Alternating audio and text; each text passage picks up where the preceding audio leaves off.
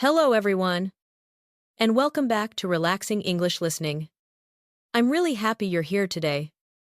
Before we begin, I want you to take a slow, comfortable breath. There is nothing you need to memorize. There is nothing you need to rush through. And there is absolutely no pressure to speak perfect English. In fact, one of the biggest mistakes English learners make is believing they need to sound perfect before they can sound natural. But that's not how real communication works. Native speakers don't spend every conversation searching for perfect grammar. They focus on connecting. They focus on expressing ideas. They focus on being understood. And today, that's exactly what we're going to practice together. Maybe you already know hundreds of English words. Maybe you've studied English for years. But when someone suddenly asks you a simple question, you freeze. Your mind goes blank. You know the words, but the sentence doesn't come. If that sounds familiar, you're not alone. And that's why this lesson is different. Today, we're going to practice the kind of English that people actually use every day. The kind of English you hear in apartments, coffee shops, offices, grocery stores, and casual conversations. By the end of this lesson, you'll have several natural phrases that you can start using immediately. Not someday, not next year, today. And if you enjoy learning English this way, through real situations and natural conversation, I'd love for you to stay with us here at Relaxing English Listening. We have many more lessons waiting for you. For now, just relax and let the language come to you naturally. Imagine it's early morning. The sun hasn't fully risen yet. The room is quiet. The alarm on your phone rings. You reach over and turn it off. For a moment, you stare at the ceiling. You know you need to get up. But honestly, you're not quite ready. And this is where many English learners say something like, "I am tired." That's correct. English. But native speakers often use something a little more natural. Listen carefully. I'm still waking up. Repeat after me slowly. I'm still waking up. Again. I'm still waking up. One more time. I'm still waking up. Excellent. This phrase is extremely common. It doesn't mean you just opened your eyes. It means your body and mind haven't fully started the day yet. Imagine your roommate walks into the kitchen. They see you standing there, looking sleepy. They smile and ask, "You okay?" You laugh and answer, "I'm still waking up." Can you hear how natural that sounds? Let's make it even more natural. Imagine your roommate replies, "Yeah. Me too." Now listen to the rhythm. I'm still waking up. Yeah. Me too. Very simple. Very real. Now let's take it one step further. Imagine you walk into the kitchen. You open the refrigerator. You look around. Nothing looks exciting. You yawn. And suddenly, one thought enters your mind. Coffee. You don't just want coffee. You need coffee. But native speakers often don't say, "I need coffee." Instead, they say, "I could use some coffee." Listen carefully. I could use some coffee. Repeat after me slowly. I could use some coffee. Again. I could use some coffee. Now say it naturally. I could use some coffee. Excellent. This phrase is everywhere. You'll hear it in offices, coffee shops, road trips, airports, family gatherings, any place where people are feeling tired. Notice something interesting. Most learners never learn this phrase. They learn, "I need coffee." But native speakers often choose, "I could use some coffee." It sounds softer, friendlier, more conversational. Imagine your roommate asks, "Want some coffee?" You smile and say, "I could use some coffee." Perfect. Natural. Useful. And this is exactly the kind of phrase that makes your English sound more authentic. As the coffee machine begins working, the smell slowly fills the kitchen. You take a deep breath. Already, you feel a little better. Then, you glance at the clock. And suddenly, you realize something. You're later than you thought. You check your phone. You check the time again. And you quietly say, "I'm running a little late." Listen carefully. I'm running a little late. Repeat after me. I'm running a little late. Again. I'm running a little late. Now naturally. I'm running a little late. Excellent. This next phrase is something you'll hear every single day. Native speakers use it constantly. Notice that they rarely say, "I am late." Instead, they often say, "I'm running late." Let's compare them. I am late. I'm running late. Which one sounds more conversational? The second one. Let's practice. I'm running late. Again. I'm running late. Excellent. Imagine you're getting dressed. Looking for your keys? Trying to find your headphones. Your roommate asks, "Everything okay?" You answer, "Yeah. I'm just running a little late." That sounds exactly like real life. And that's our goal. Not textbook English. Real English. As you continue getting ready, another useful phrase appears. You're looking for something. Maybe your wallet. Maybe your phone charger. Maybe your work badge. You search the kitchen, the bedroom, the living room. Then you stop and say, "Where did I put it?" Listen carefully. Where did I put it? Repeat after me. Where did I put it? Again. Where did I put it? Now, naturally. Where did I put it? Excellent. This is one of those phrases native speakers use without even thinking. Not once a month. Not once a week. Sometimes, every day. Let's create a quick conversation. Roommate. What are you looking for? You. My keys. Roommate. Where did you see them last? You. I don't know. Where did I put them?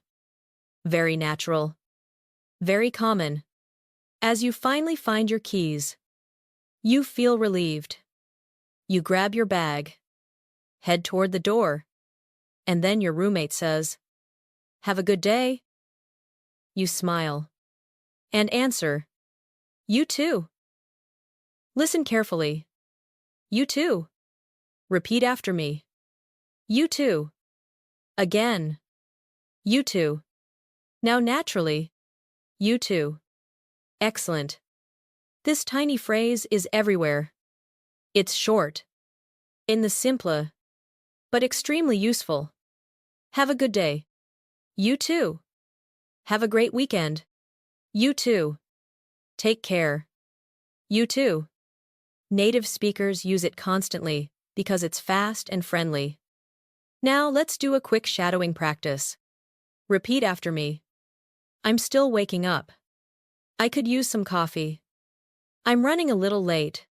Where did I put it? You too. Again. I'm still waking up. I could use some coffee.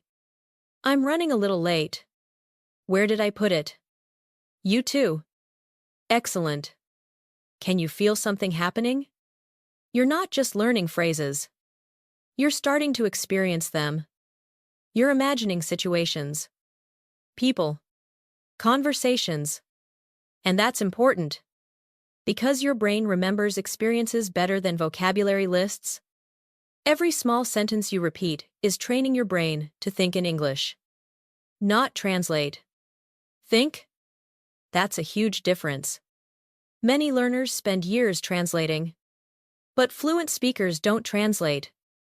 They connect situations directly to language. And that's exactly what we're building today. Take a moment and think about your own morning.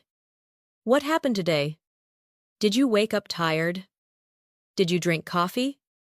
Were you running late? Did you lose something? Try answering in English. Just one sentence. Any sentence. Maybe. I'm still waking up. Maybe. I could use some coffee. Maybe. I'm running a little late today. Take a few seconds. Say it quietly. Excellent. That's real practice. That's how fluency grows. One small sentence at a time. The morning is only beginning. The city outside is waking up. People are leaving their homes. Shops are opening. Coffee machines are working overtime. And in just a moment, you'll step into another very common situation. A place where native speakers use dozens of short, useful phrases every single day. A place where many English learners feel nervous at first. But after today, you'll feel much more comfortable. Let's continue our day with a fresh cup of coffee and a real conversation. You step outside and close the door behind you. The morning air feels cool and refreshing. The city is fully awake now. Cars move through the streets. People hurry toward offices. Cyclists pass by. Coffee shops are busy. The day has officially begun. As you walk down the sidewalk, you notice something. The coffee you had at home helped. But not enough. And suddenly, the smell of fresh bread and coffee drifts through the air. You look up. There's a small cafe and bakery on the corner. Warm lights shine through the windows. People sit inside, talking quietly. Some are reading. Some are working on laptops. Others are simply enjoying breakfast before starting their day. Without thinking too much about it, you decide to go in. As you open the door, a friendly employee standing behind the counter smiles. Good morning. You smile back. Good morning. And just like that, another everyday English conversation begins. For many English learners, ordering food feels stressful. Maybe you're afraid someone will speak too fast. Maybe you're worried you'll forget a word. Maybe you're afraid of making a mistake. But the truth is, something very important. Most ordering conversations are surprisingly simple. Native speakers use the same phrases over and over again. Once you learn them, you'll hear them everywhere. Imagine you're standing at the counter. You look at the menu. The cashier smiles and asks, "What can I get for you today?" Listen carefully. What can I get for you today? You don't need a complicated answer.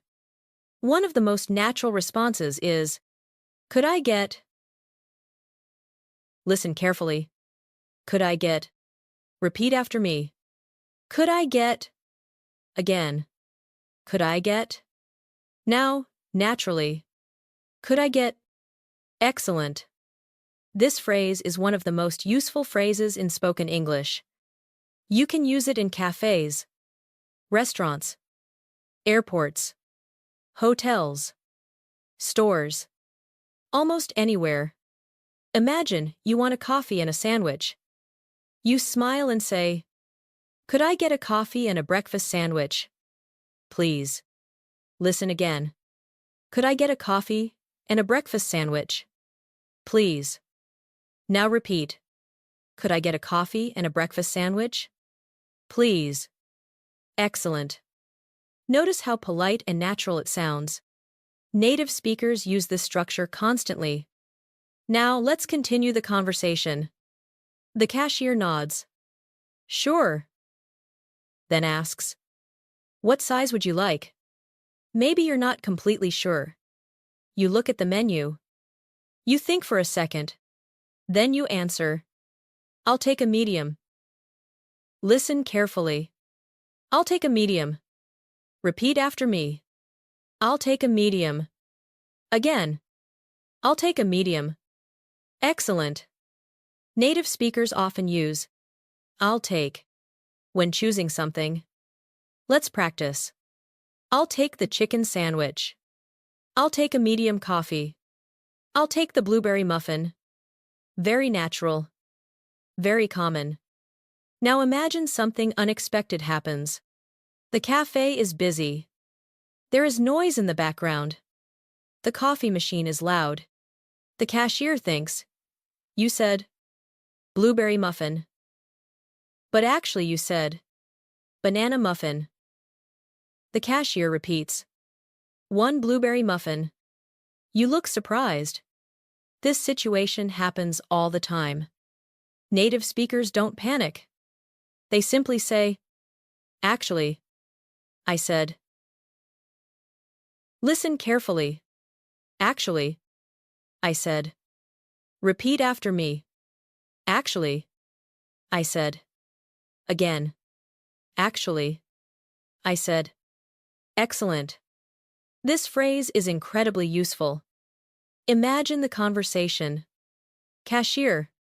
One blueberry muffin. You. Actually. I said banana muffin. Cashier. Oh. Sorry about that. You. No worries. Notice how calm and natural the conversation sounds. Many learners think mistakes create problems. But in real life, misunderstandings happen constantly. Even between native speakers. The important thing is knowing how to respond. Let's practice another example. Cashier. Large coffee. You. Actually. I said medium. Very simple. Very useful. Now your order is correct. The cashier enters everything into the register. Then asks another question you'll hear everywhere. Anything else? Listen carefully. Anything else? Repeat after me. Anything else? Again. Anything else? One more time. Anything else? Excellent. This phrase appears constantly in customer service situations.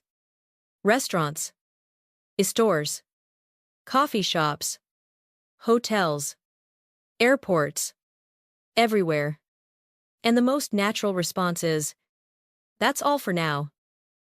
Listen carefully. That's all for now. Repeat after me. That's all for now. Again. That's all for now. Excellent. Let's hear the conversation. Cashier. Anything else? You. No thanks. That's all for now. Natural. Polita. Simple. Now the cashier smiles. Sounds good. Listen carefully. Sounds good. Repeat after me. Sounds good. Again. Sounds good. Excellent. This tiny phrase appears thousands of times every day in English. Someone suggests a plan. Sounds good. Someone confirms an order. Sounds good. Someone recommends something. Sounds good. It's one of the most useful conversational phrases you can learn. Now imagine you're waiting for your order. You step aside and find a place near the window. The cafe is busy. People are coming and going. A few minutes later, another customer sits nearby. They're waiting too. They smile politely. Then say, looks like everyone needed coffee this morning. You laugh. And answer, yeah. I could definitely use another cup. Listen carefully. I could definitely use another cup. Repeat after me. I could definitely use another cup. Again. I could definitely use another cup. Excellent. Notice how naturally it connects to the phrase you learned earlier. I could use some coffee. Now you're expanding the same idea. This is how fluency develops. Not by learning completely new structures every time, but by building on structures you already know. The customer laughs. Then says, "It's one of those mornings." Listen carefully. It's one of those mornings. Repeat after me. It's one of those mornings. Again. It's one of those mornings. Excellent. Native speakers use this phrase when things feel slightly difficult, chaotic, or exhausting. Imagine you overslept, lost your keys, spilled your coffee, and missed your bus. You might simply smile and say, "It's one of those mornings." This phrase instantly creates connection. People understand exactly how you feel. Now your name is called. Your breakfast is ready. You walk toward the counter. The employee hands you your order and says, "Here you go." Listen carefully. Here you go. Repeat after me. Here you go. Again. Here you go. Excellent. This is one of the most common phrases in English. Someone gives you something. Here you go. A receipt. A coffee. A document. A ticket. Anything. The natural response is, "Thank you." Or, "Thanks. I appreciate it." Listen carefully. I appreciate it. Repeat after me. I appreciate it. Again. I appreciate it. Excellent. This phrase sounds warm and sincere. A little more personal than simply saying thank you. Now you find a seat and finally take your first sip of coffee. It's hot. Fresh. Exactly what you needed. You smile and quietly say, "That's better." Listen carefully. That's better. Repeat after me. That's better. Again. That's better. Excellent. Such a simple phrase. But native speakers use it constantly. After solving a problem. After sitting down. After drinking coffee. After fixing something. That's better. You relax for a moment. Look around the cafe. And realize something. You just completed an entire real-world English interaction. You ordered. You corrected a misunderstanding. You answered questions. You made small talk. And none of it required complicated grammar. That's an important lesson. Fluent English isn't always advanced English. Often, it's simple English used confidently. Before we continue, let's do a quick shadowing review. Repeat after me. Could I get? I'll take. Actually. I said. Anything else? That's all for now. Sounds good. It's one of those mornings. Here you go. I appreciate it. That's better. Excellent. Listen to how natural those phrases sound. These are not textbook phrases. These are real-life phrases. The kind people use every single day. And as you finish your breakfast and prepare to leave the cafe, another part of the day is about to begin. The workday. New conversations. New people. New opportunities to use English naturally. Let's keep going. You finish the last sip of coffee. The cup is empty. The breakfast rush inside the cafe continues around you. People are still arriving. Orders are being called out. Conversations blend together with the sound of espresso machines and dishes clinking softly in the background. For a moment, you sit quietly and enjoy the feeling. You're awake now. More focused. More ready for the day. Eventually, you stand up, throw away your napkin, and head toward the door. Outside, the streets are busier than before. The workday is officially underway. People move with purpose. Some are carrying briefcases. Some are checking their phones while walking. Others are rushing toward office buildings. You join the flow of people and continue toward work. A few minutes later, you arrive at your office building. Or perhaps your workplace. Maybe it's a company. Maybe it's a co-working space. Maybe it's a university. The exact place doesn't matter. What matters is what happens next.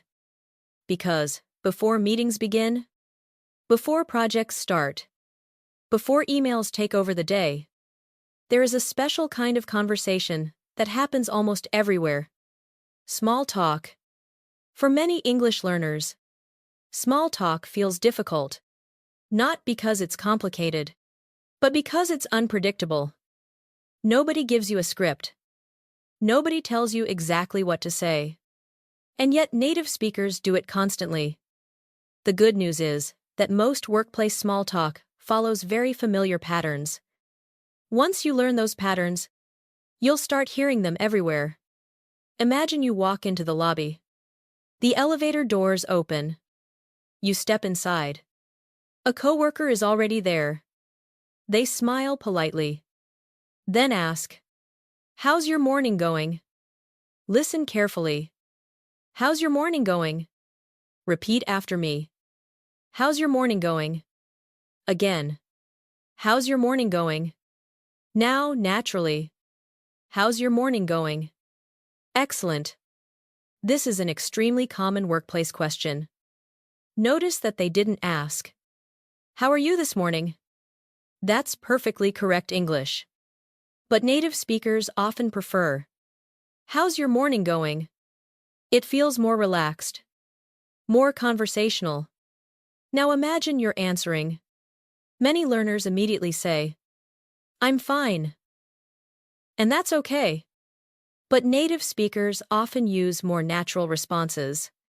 One very common answer is, "Not too bad." Listen carefully. "Not too bad." Repeat after me. "Not too bad." Again. "Not too bad."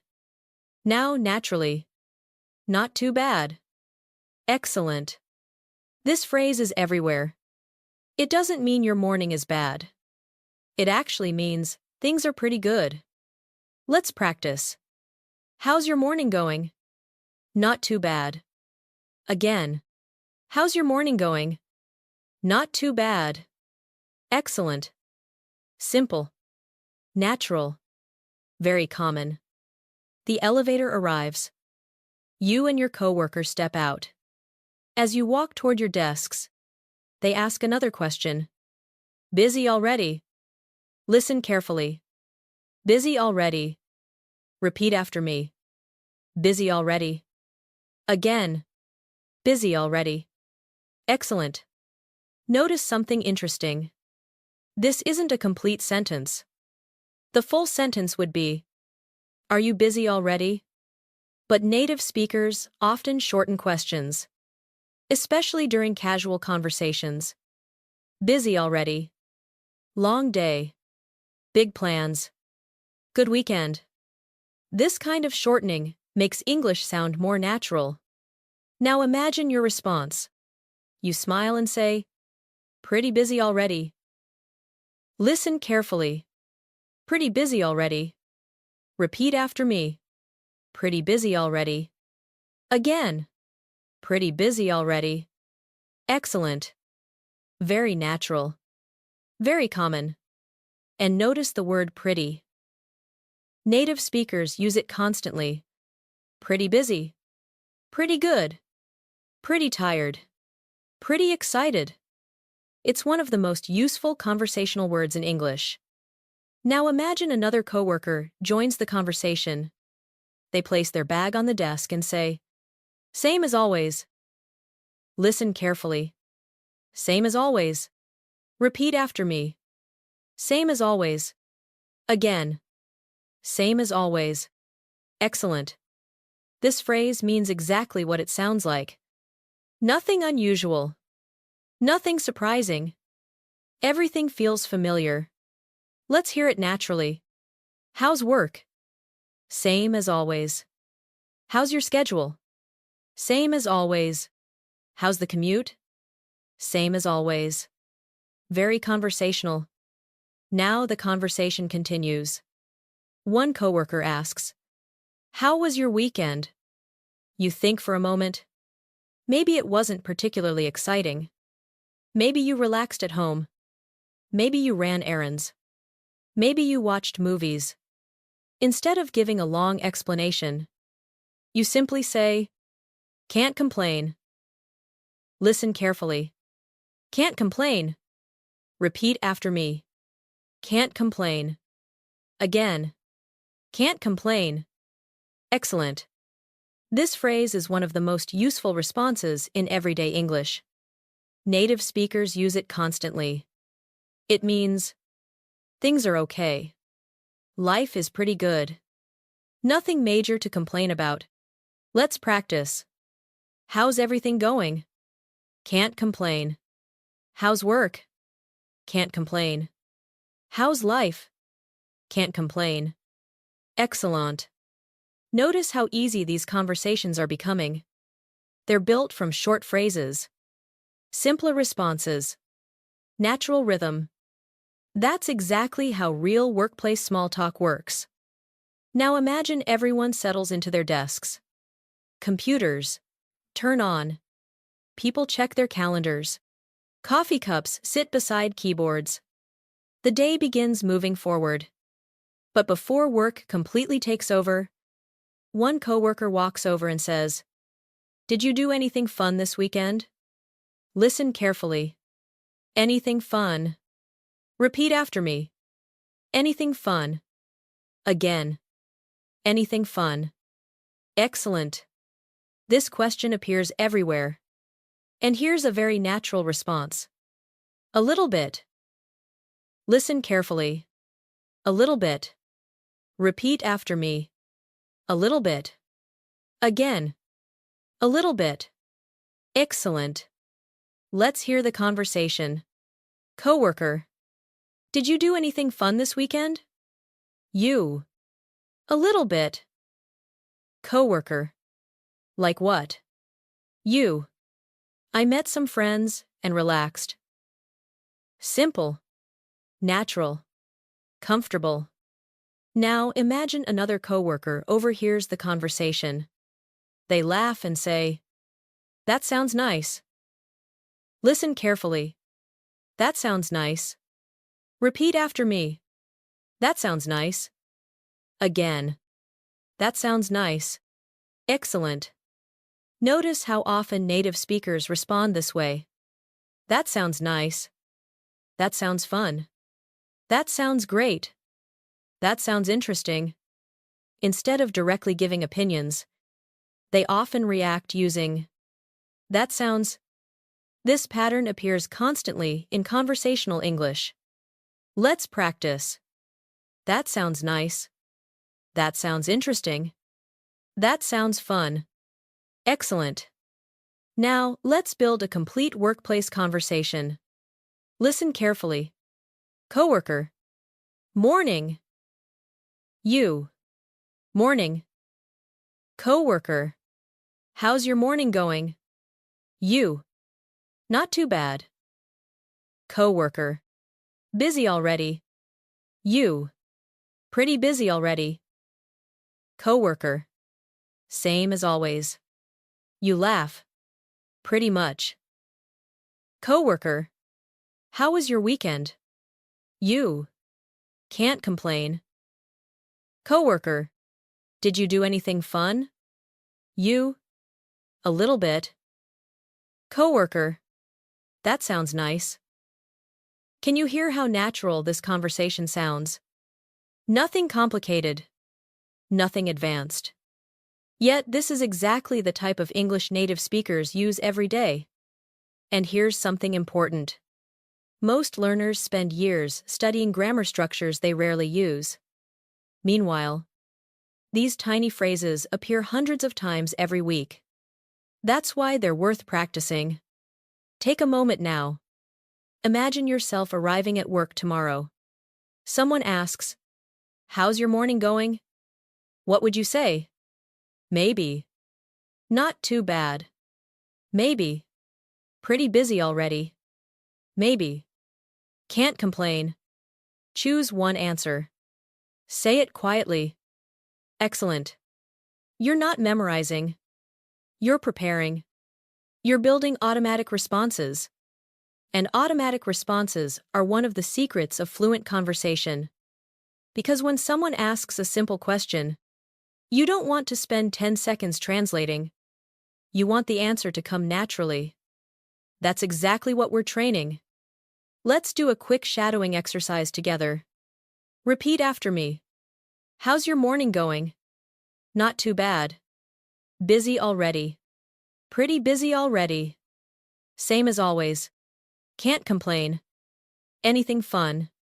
A little bit. That sounds nice. Again.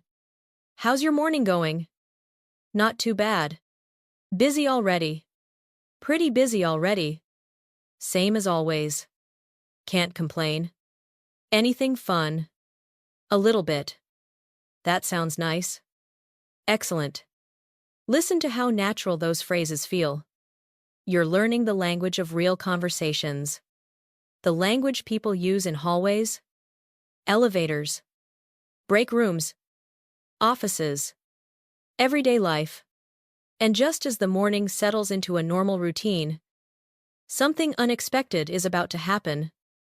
A message arrives. A problem appears. A plan suddenly changes. And with it comes a completely different set of English phrases that native speakers use whenever things don't go exactly as expected. Let's see what happens next. The morning continues. The office slowly settles into its usual rhythm. Keyboards click. Coffee cups sit beside computer screens. Emails arrive one after another. Conversations become quieter as everyone focuses on their work. For a while, everything feels normal, predictable, comfortable. You open a document, reply to a few emails, check your calendar. Everything seems to be going according to plan. Then something happens. Because real life rarely follows a perfect schedule. And when things go wrong, native speakers use a completely different set of phrases. Phrases that help them stay calm. Phrases that help them solve problems. Phrases that you'll hear every day in workplaces all over the world. Imagine you're working on an important project. You've been focused for nearly an hour. Progress is good. Everything is moving smoothly. Then your computer suddenly freezes. You click your mouse. Nothing happens. You press a key. Still nothing. You wait. The screen doesn't move. And almost immediately, you say, "Oh no." Listen carefully. Oh no. Repeat after me. Oh no. Again. Oh no. Excellent. In simple, short, natural. Native speakers use this tiny reaction constantly. Not because it's advanced. Because it's real. Now imagine a coworker notices your expression. They walk over and ask, "Everything okay?" Listen carefully. Everything okay? Repeat after me. Everything okay? Again. Everything okay? Excellent. Notice how casual this sounds. Not. Is everything okay? Just. Everything okay? Native speakers often shorten questions like this during conversations. Now imagine your answer. You glance at your screen and say, "Something came up." Listen carefully. Something came up. Repeat after me. Something came up. Again. Something came up. Excellent. This phrase is incredibly useful. And native speakers use it everywhere. At work, at home, with friends, with family. It simply means, an unexpected problem appeared. Something unexpected happened. Let's practice. Why can't you come? Something came up. Why is the meeting delayed? Something came up. Why are you running late? Something came up. Very natural. Very common. Now imagine your coworker looks at the screen. They immediately understand the situation. They nod and say, "That's frustrating." Listen carefully. "That's frustrating." Repeat after me. "That's frustrating." Again. "That's frustrating." Excellent. This phrase shows empathy. It means, I understand why you're annoyed. I understand why you're stressed. Let's practice. The printer stopped working. That's frustrating. The internet is down. That's frustrating. The file disappeared. That's frustrating. Excellent. Notice how native speakers often acknowledge emotions before trying to solve problems. That makes conversations feel more human. Now imagine your coworker sits beside you and says, "Let me check." Listen carefully. "Let me check." Repeat after me. "Let me check." Again. "Let me check." Excellent. This phrase appears constantly in professional English. Someone asks a question. "Let me check." Someone needs information. "Let me check." Someone reports a problem. "Let me check." It's one of the most practical phrases you can learn. Now imagine your coworker starts looking at the screen. They click a few buttons, open a few windows. A moment pass. Then they smile. "I think I found it." Listen carefully. "I think I found it." Repeat after me. "I think I found it." Again. "I think I found it." Excellent. Notice how natural that sounds. Native speakers often use "I think" when they aren't completely certain. It's softer and more conversational. Now imagine another problem appears. The project isn't frozen anymore, but a meeting is supposed to start in 10 minutes. And someone suddenly notices an important file is missing. The room becomes slightly quieter. People exchange looks. Nobody is panicking. But everyone knows the situation isn't ideal.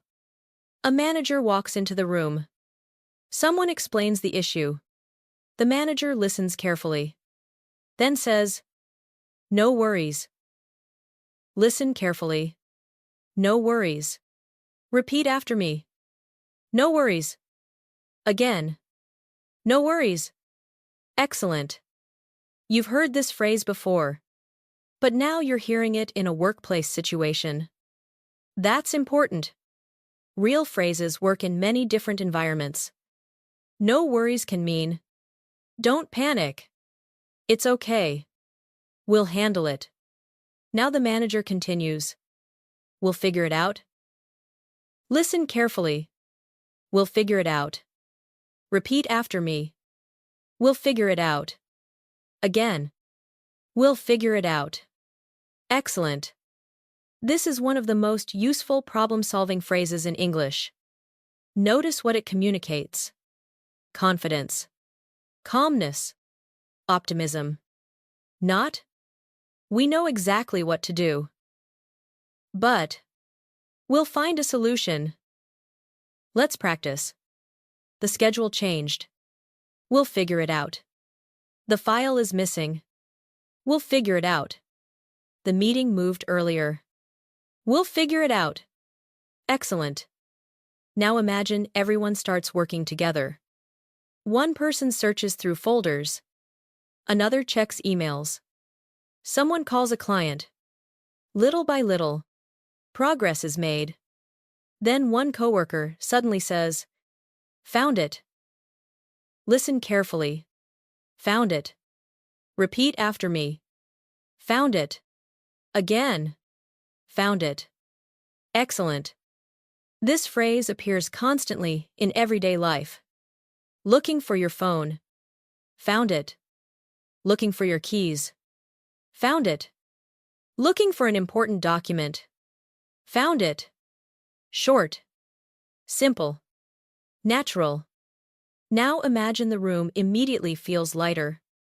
People smile. The tension disappears. And someone says, "That's a relief." Listen carefully. "That's a relief." Repeat after me. That's a relief. Again. That's a relief. Excellent. Native speakers use this phrase whenever a stressful situation ends successfully. Let's practice. The test is over. That's a relief. The project is finished. That's a relief. The missing file was found. That's a relief. Very common. Very useful. Now imagine the meeting finally begins. Everyone settles down. The manager smiles and says, "Thanks for being flexible." Listen carefully. Thanks for being flexible. Repeat after me. Thanks for being flexible. Again. Thanks for being flexible. Excellent. This phrase appears frequently in professional environments. It means, thank you for adapting. Thank you for being patient. Thank you for handling the change. Now let's build a complete workplace scene. Listen carefully. You are working quietly. Suddenly, your computer freezes. You sigh. Oh no. A coworker notices. Everything okay? You reply. Something came up. The coworker walks over. They look at the screen. That's frustrating. You nod. Yeah. The coworker says, "Let me check." A few minutes later, "I think I found it." Then, someone notices another issue. The meeting file is missing. The manager walks in. People explain the problem. The manager smiles. No worries. Everyone looks relieved. The manager continues. We'll figure it out. Several minutes later, someone suddenly says, "Found it." The room relaxes. That's a relief. The meeting begins. The manager smiles. Thanks for being flexible. Can you hear how natural that conversation sounds? This is workplace English. Not formal textbook English. Not complicated business English. Just real people solving real problems. And that's exactly why these phrases matter. Because life is full of unexpected situations. The more natural your responses become, the more confident you'll feel. Take a moment now. Think about a recent problem you experienced. Maybe your internet stopped working. Maybe you misplaced something. Maybe a plan suddenly changed. Which phrase feels most useful? Maybe. Something came up. Maybe. That's frustrating. Maybe. We'll figure it out. Maybe. That's a relief. Choose one. Say it quietly. Excellent. You're training your brain to connect language with real experiences. That's where fluency begins.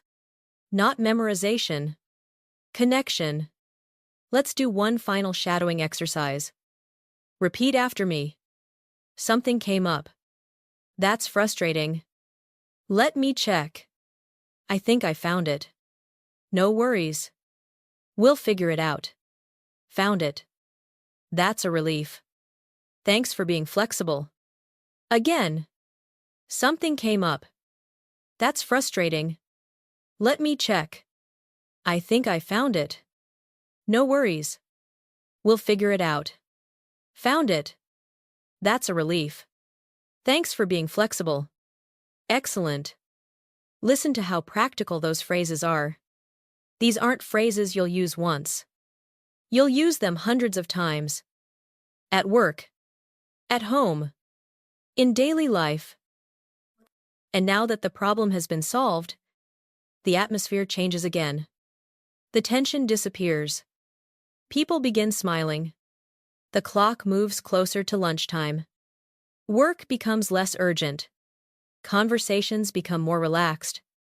And in the next part, you'll step into one of the most social moments of the day, where native speakers use simple, friendly English to build relationships and connect with the people around them.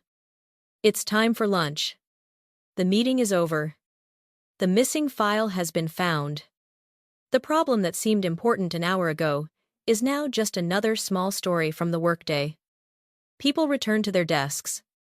The atmosphere feels lighter, more relaxed. The tension that filled the room has disappeared. You answer a few emails, finish a small task, take a sip of water. Then you notice something. People are starting to look at the clock.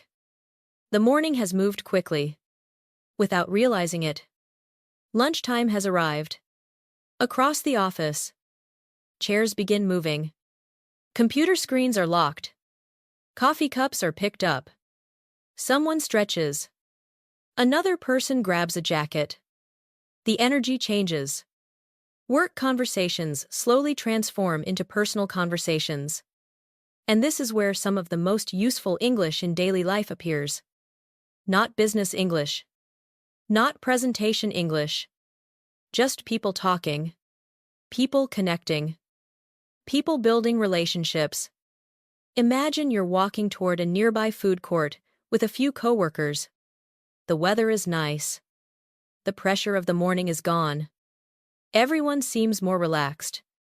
As you sit down with your lunch, one coworker smiles and asks, "So, what have you been up to lately?" Listen carefully. What have you been up to lately? Repeat after me. What have you been up to lately? Again. What have you been up to lately? Excellent. This phrase is one of the most common small talk questions in English. It doesn't mean, "What are you doing right now?" It means, "What's new in your life? What's been happening recently?" Let's practice. What have you been up to lately? Again. What have you been up to lately? Excellent. Now imagine you're answering. Maybe nothing particularly exciting has happened. Maybe you've just been working. Maybe you've been following your normal routine. A very natural response is, "Not much." Listen carefully. Not much. Repeat after me. Not much. Again. Not much. Excellent. Simple. Natural. Very common. Let's hear it in conversation. Coworker. What have you been up to lately? You. Not much. Very easy. But native speakers use this response constantly. Now imagine the coworker smiles. Really? You laugh. Yeah. Pretty much just work. Listen carefully. Pretty much. Repeat after me. Pretty much. Again.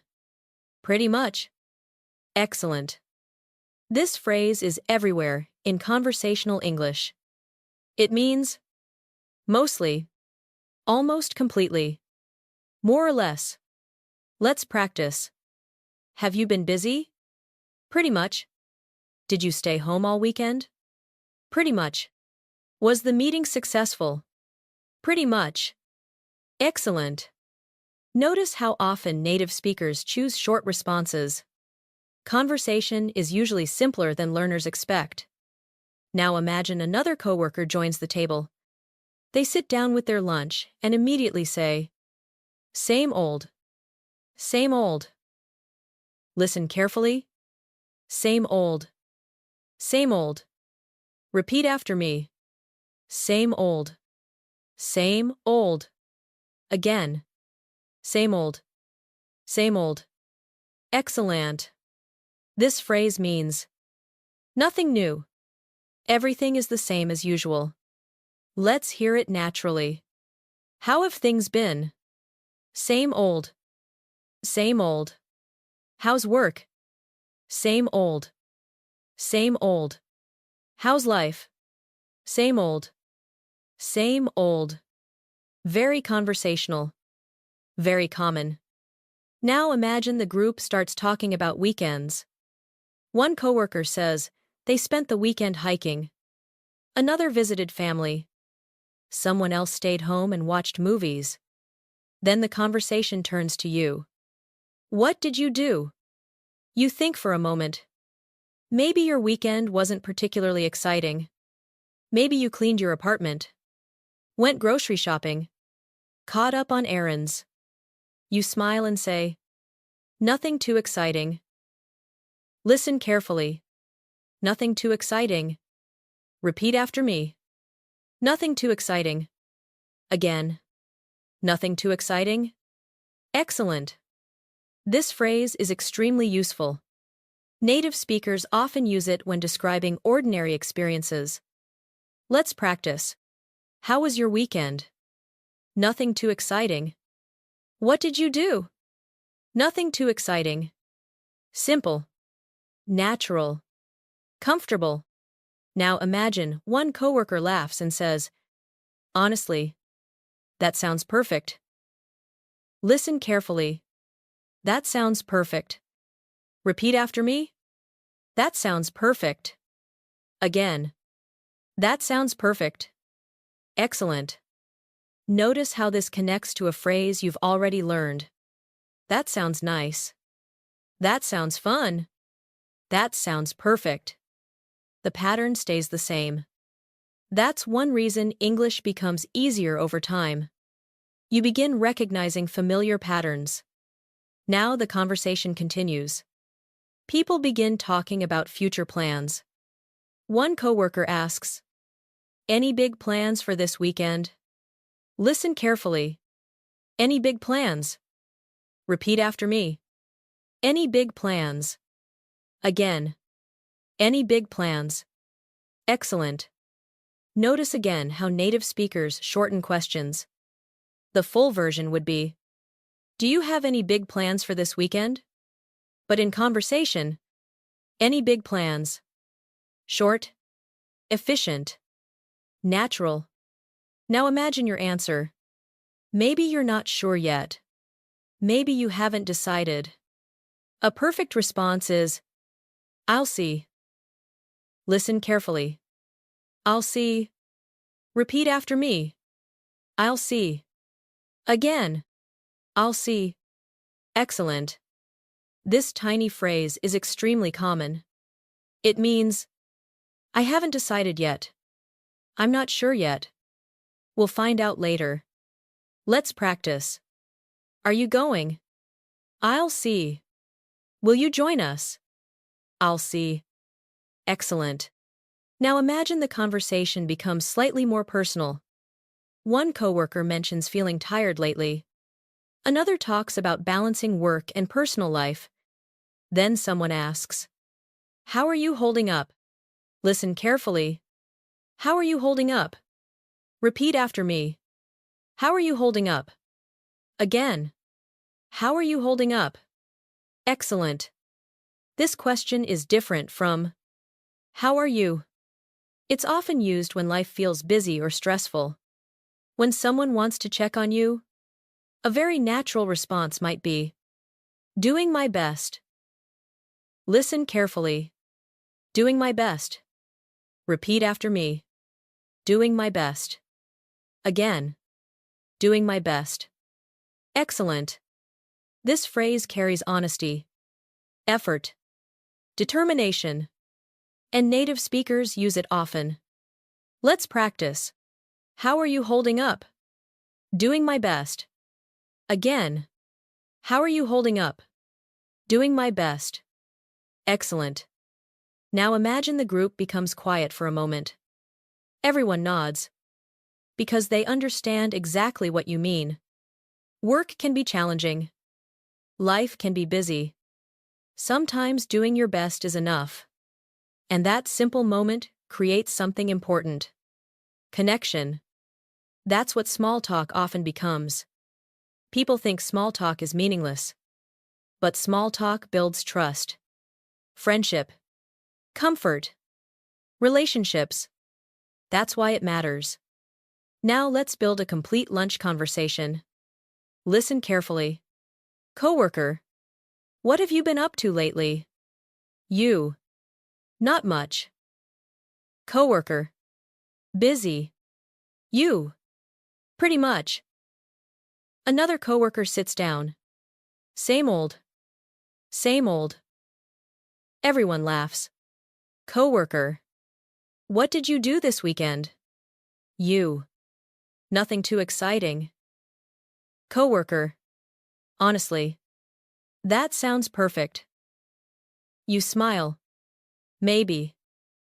Coworker. Any big plans this weekend? You. I'll see. A few moments later. Coworker. How are you holding up? You think for a second. Then answer. Doing my best. The group nods. The conversation continues. Simple. Natural. Real. Can you hear how comfortable this sounds? No advanced vocabulary. No complicated grammar. Just people talking. And that's exactly the kind of English native speakers use every day. Take a moment now. Imagine you're sitting at that lunch table. Someone asks, "What have you been up to lately?" What would you answer? Maybe. Not much. Maybe. Pretty much work. Maybe. Same old. Same old. Maybe. Doing my best. Choose one answer. Say it quietly. Excellent. You're practicing something important. Not translation. Not memorization. Conversation. Real conversation. Let's finish with a quick shadowing exercise. Repeat after me. What have you been up to lately? Not much. Pretty much. Same old. Same old. Nothing too exciting. That sounds perfect. Any big plans? I'll see. How are you holding up? Doing my best. Again. What have you been up to lately? Not much. Pretty much. Same old. Same old. Nothing too exciting. That sounds perfect. Any big plans? I'll see. How are you holding up? Doing my best. Excellent. Those are the kinds of phrases that appear every day in lunchrooms, cafes, offices, and social gatherings. And the more often you hear them, the more natural they become. The lunch break is slowly coming to an end now.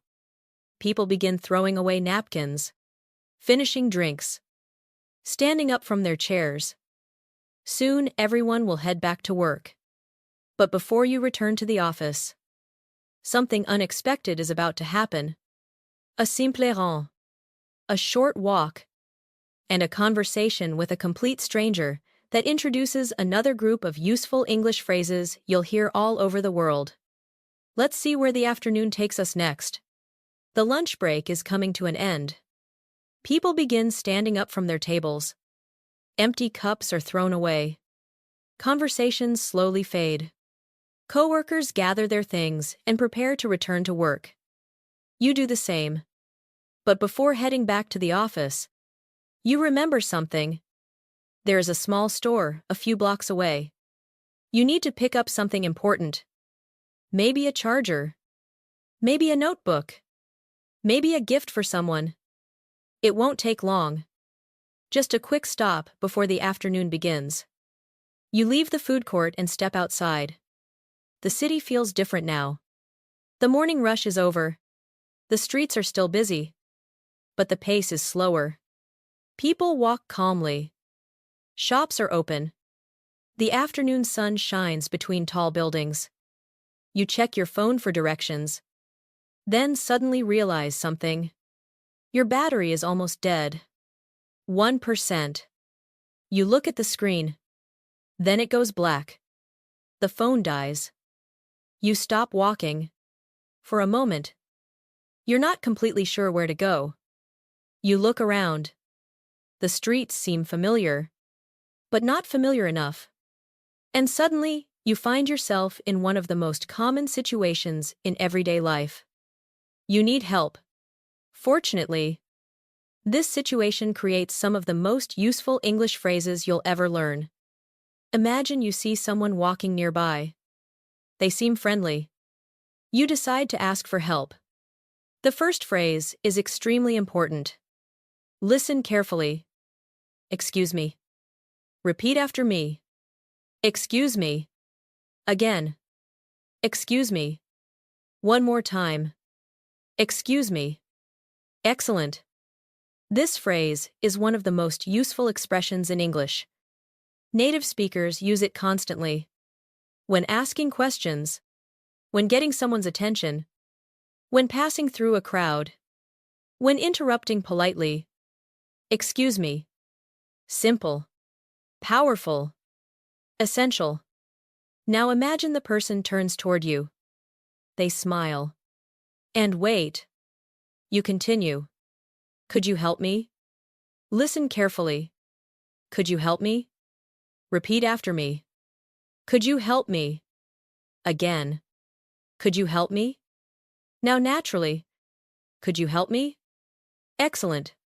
This phrase immediately sounds polite, friendly, respectful. Let's practice. Could you help me? Again. Could you help me? Excellent. Imagine the stranger smiles and says, Sure.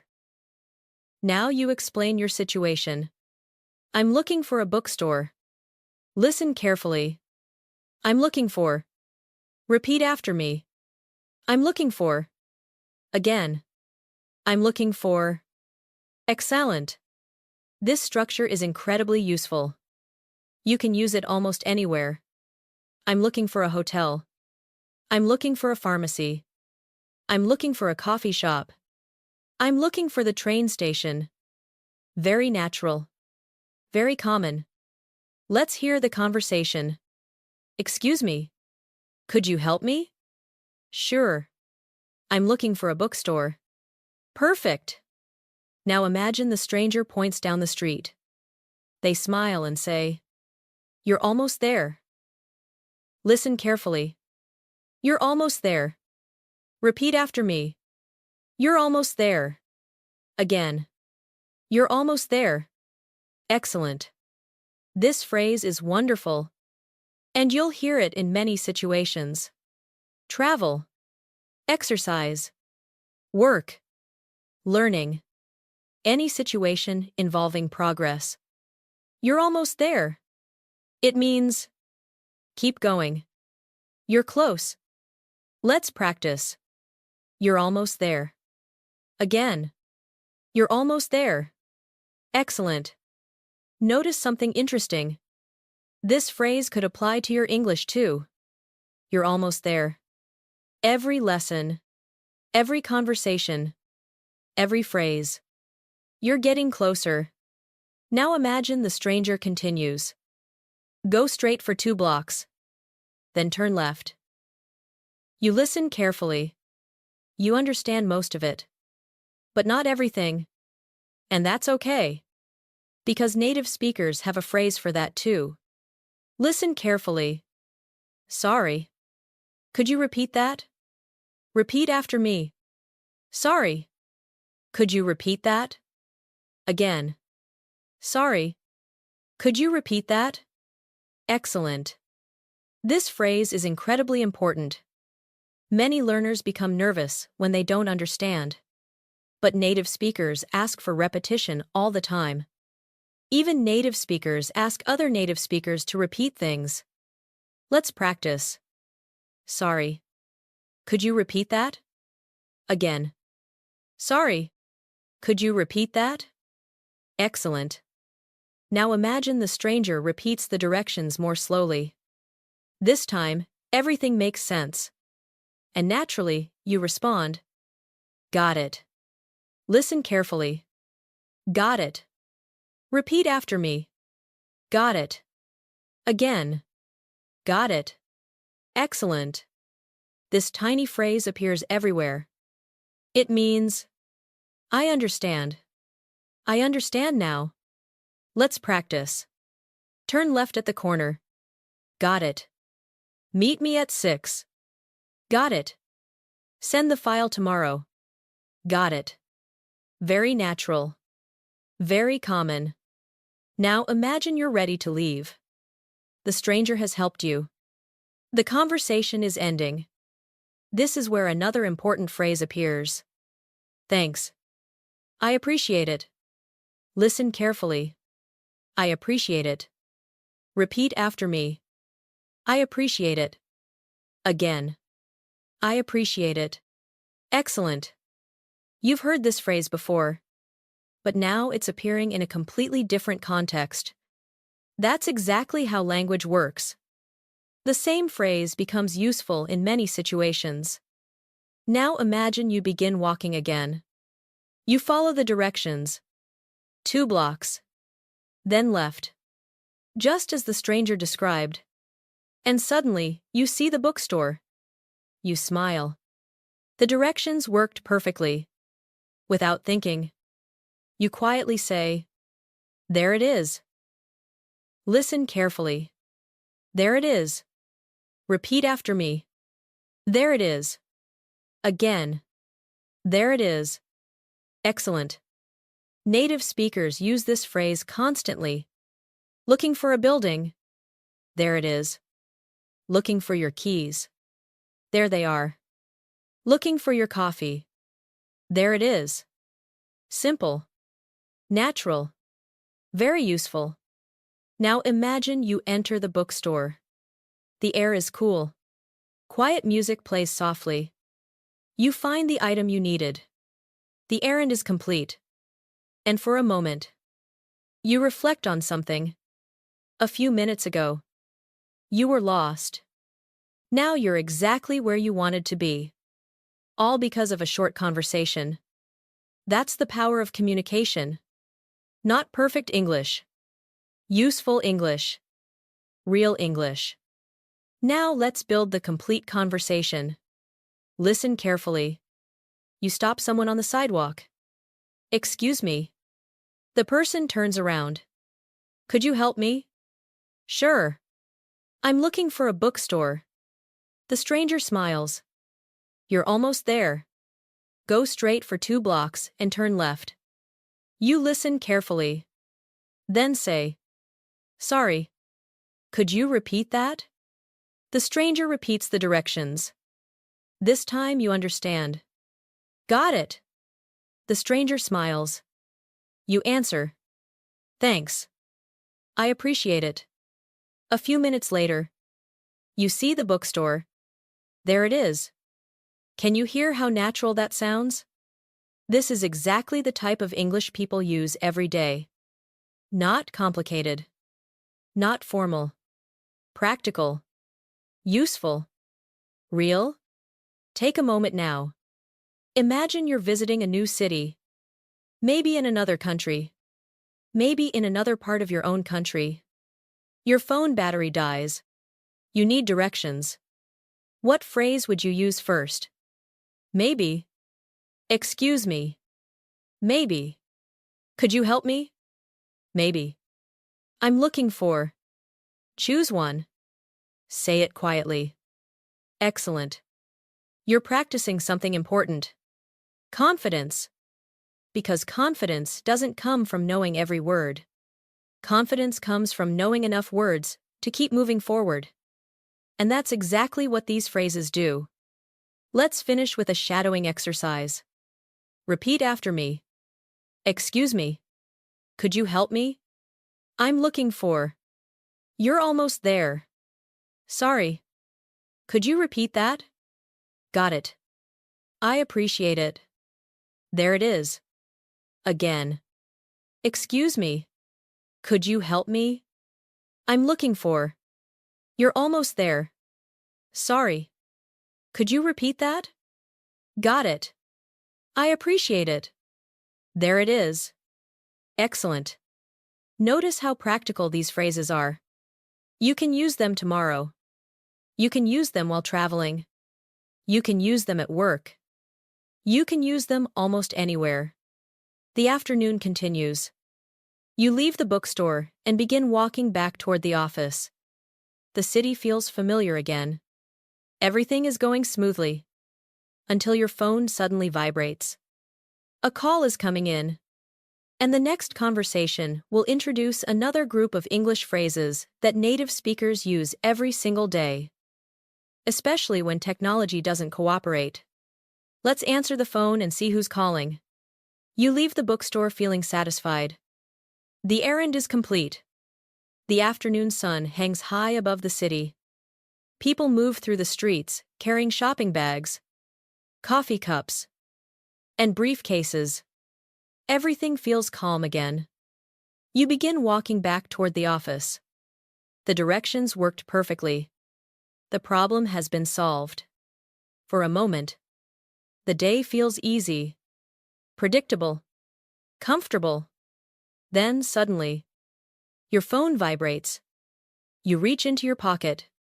Someone is calling. You glance at the screen. It's an old friend. Someone you haven't spoken with in a while. You smile and answer. Hey. And just like that, another everyday English situation begins. Phone conversations. For many English learners, phone calls feel more difficult than face-to-face conversations. When you're talking to someone in person, you can see their face. You can read their expressions. You can understand body language. But on the phone, all you have is the voice.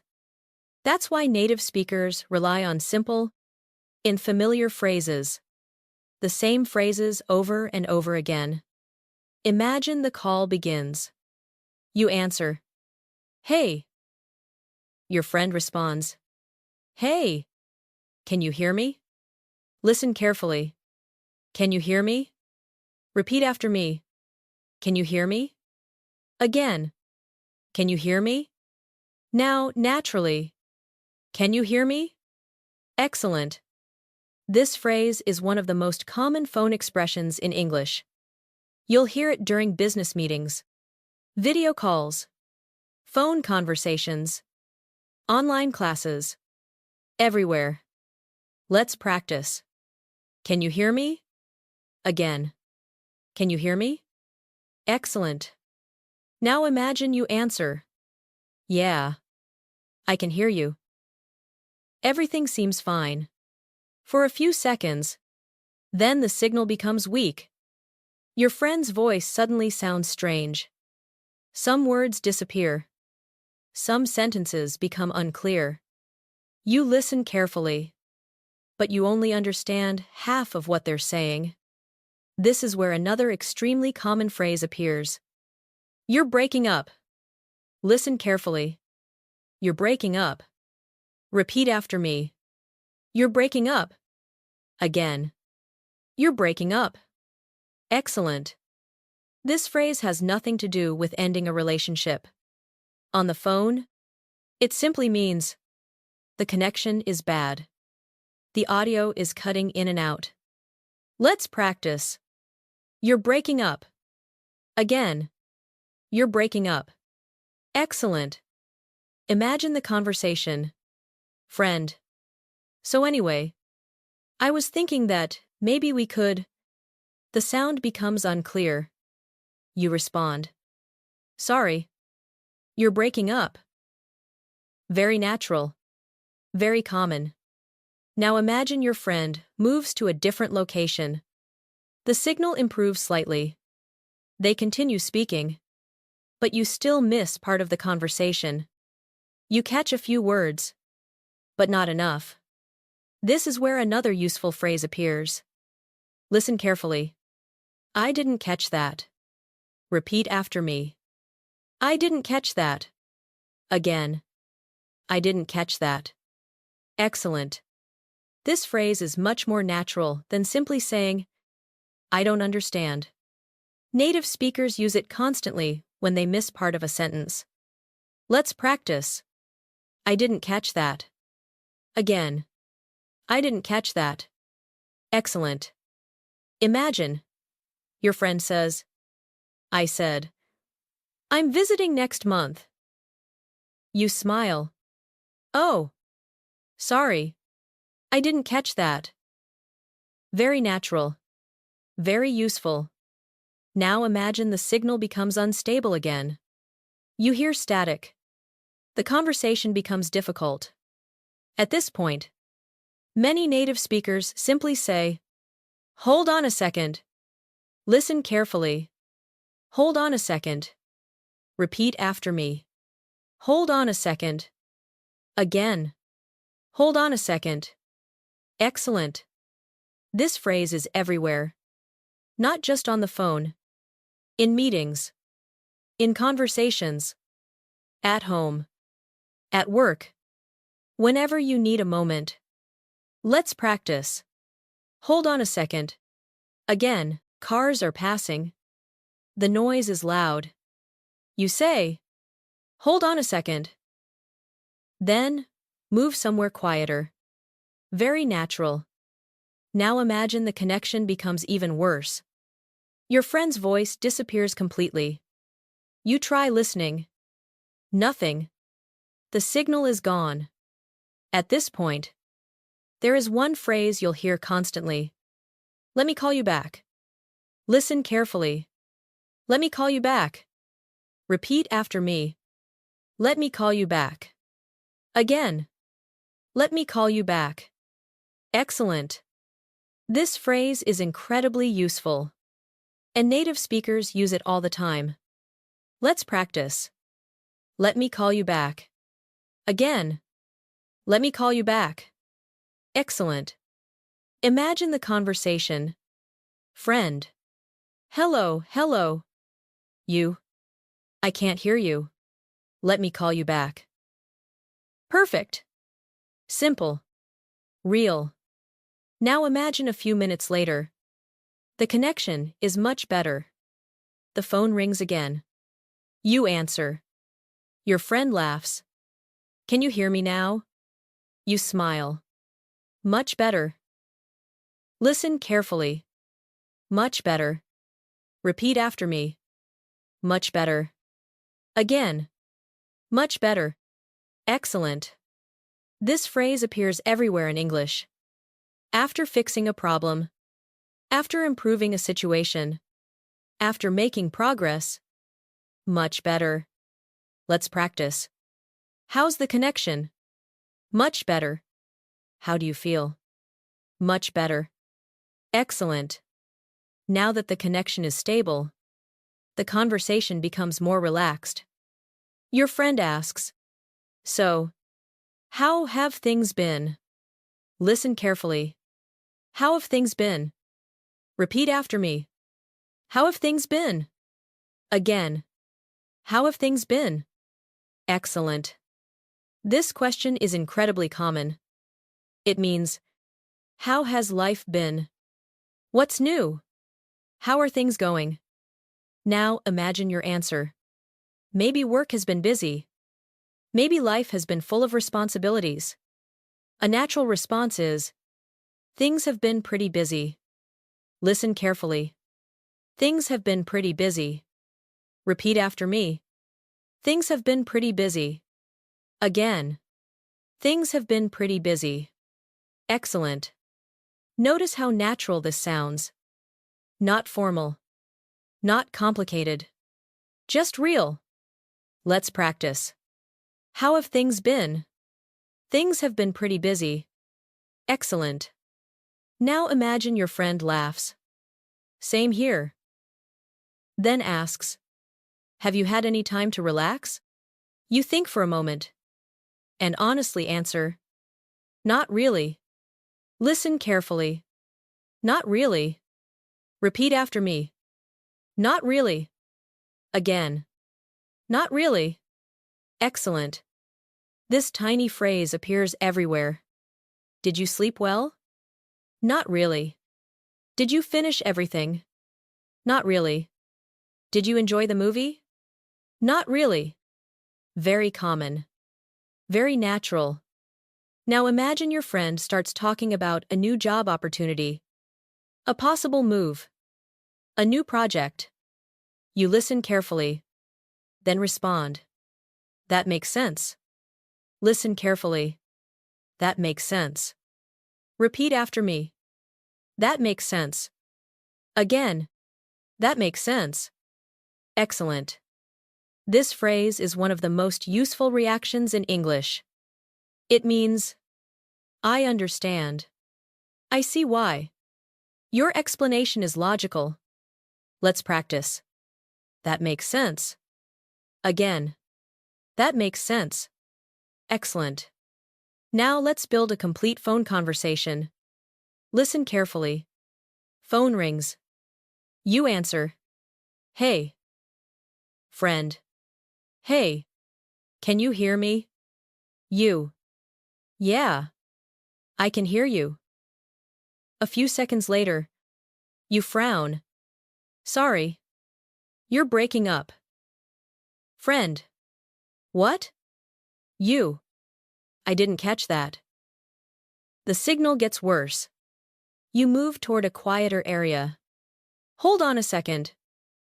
A few moments pass. The connection disappears completely. You sigh.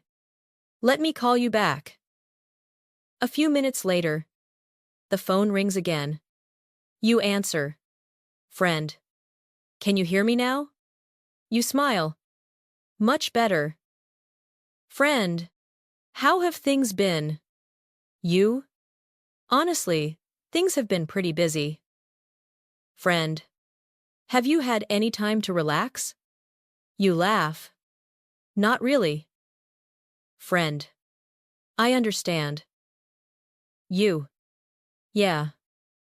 Friend explains a new situation. You listen. Then reply. That makes sense. Can you hear how natural that conversation sounds? This is exactly how real phone conversations happen. Short phrases. Simple reactions. Natural English. Take a moment now. Think about the last phone call you had. Who did you talk to? A friend. A coworker. A family member.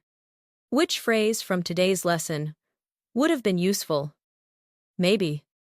Can you hear me? Maybe. You're breaking up. Maybe. I didn't catch that. Maybe. That makes sense. Choose one. Say it quietly. Excellent. You're connecting English to real situations. That's how fluency develops. Not through memorization. Through experience. Let's finish with a shadowing exercise. Repeat after me. Can you hear me? You're breaking up. I didn't catch that. Hold on a second. Let me call you back. Much better. How have things been? Things have been pretty busy. Not really. That makes sense. Again. Can you hear me? You're breaking up. I didn't catch that. Hold on a second. Let me call you back. Much better. How have things been? Things have been pretty busy. Not really. That makes sense. Excellent. These are some of the most practical phone phrases in English. The kind you'll hear every day. The kind you'll actually use. The call eventually comes to an end. You say goodbye. Put your phone back in your pocket. And continue walking toward the office. The afternoon is slowly moving forward. The workday is almost over. But before you head home, there's one more stop to make. A quick visit to a store after work. And there, you'll encounter another set of everyday English phrases that native speakers use whenever they're shopping, comparing options, and making decisions. Let's see what happens next. The phone call comes to an end. You smile as you put your phone back into your pocket. It was nice catching up with an old friend. The conversation reminded you of something important. No matter how busy life becomes, people matter. Connections matter. Conversations matter. As you continue walking, the afternoon slowly begins turning into evening. The sunlight softens. Shadows become longer. The busiest part of the workday is nearly over. People start leaving offices. Coffee shops become quieter. The city changes pace once again. You check the time. There's still a little time before heading home. Then you remember something. You need a few things. Nothing major. Maybe a notebook. Maybe headphones. Maybe a gift. Maybe something you've been meaning to buy for weeks. There's a shopping center just around the corner. You decide to stop by. As the automatic doors open, cool air greets you. People move through the store carrying shopping bags. Soft music plays in the background. Bright lights reflect off clean floors. For many English learners, shopping conversations feel intimidating. But just like coffee shops, airports, and phone calls, shopping English follows familiar patterns. And once you know those patterns, you'll hear them everywhere. Imagine you're walking through the store. You stop in front of a display. A store employee notices you looking at something. They smile and ask, "Can I help you find anything?" Listen carefully. "Can I help you find anything?" Repeat after me. "Can I help you find anything?" Again. "Can I help you find anything?" Excellent. This is one of the most common questions in retail English. And here's a response you'll hear everywhere. "I'm just looking." Listen carefully. "I'm just looking." Repeat after me. "I'm just looking." Again. "I'm just looking." Excellent. This phrase is incredibly useful. It politely tells the employee, "Thank you, but I'm not ready for help yet." Let's practice. "Can I help you find anything?" "I'm just looking." Again. "Can I help you find anything?" "I'm just looking." Perfect. Simple. Natural. Very common. Now imagine, you continue browsing. A few minutes later, something catches your eye. Maybe it's a pair of headphones. Maybe it's a backpack. Maybe it's a jacket. You pick it up and examine it. Then you notice the price tag is missing. You turn toward the employee and ask, "How much is this?" Listen carefully. "How much is this?" Repeat after me. "How much is this?" Again. "How much is this?" Excellent. This phrase is one of the most practical questions in English. Let's practice. "How much is this?" Again. "How much is this?" Excellent. The employee checks the item, then responds, "It's $40. You nod. Not bad. Maybe even better than expected. And naturally you say, "That's a good deal." Listen carefully. "That's a good deal." Repeat after me. "That's a good deal." Again. "That's a good deal." Excellent. Native speakers use this phrase whenever something seems like good value. Not necessarily cheap. Just worth the price. Let's practice. "That's a good deal." Again. "That's a good deal." Excellent. Now imagine you're still deciding. You like the item, but you're not completely sure. Maybe you want to compare other options. Maybe you need time to think. This creates another useful phrase. Listen carefully.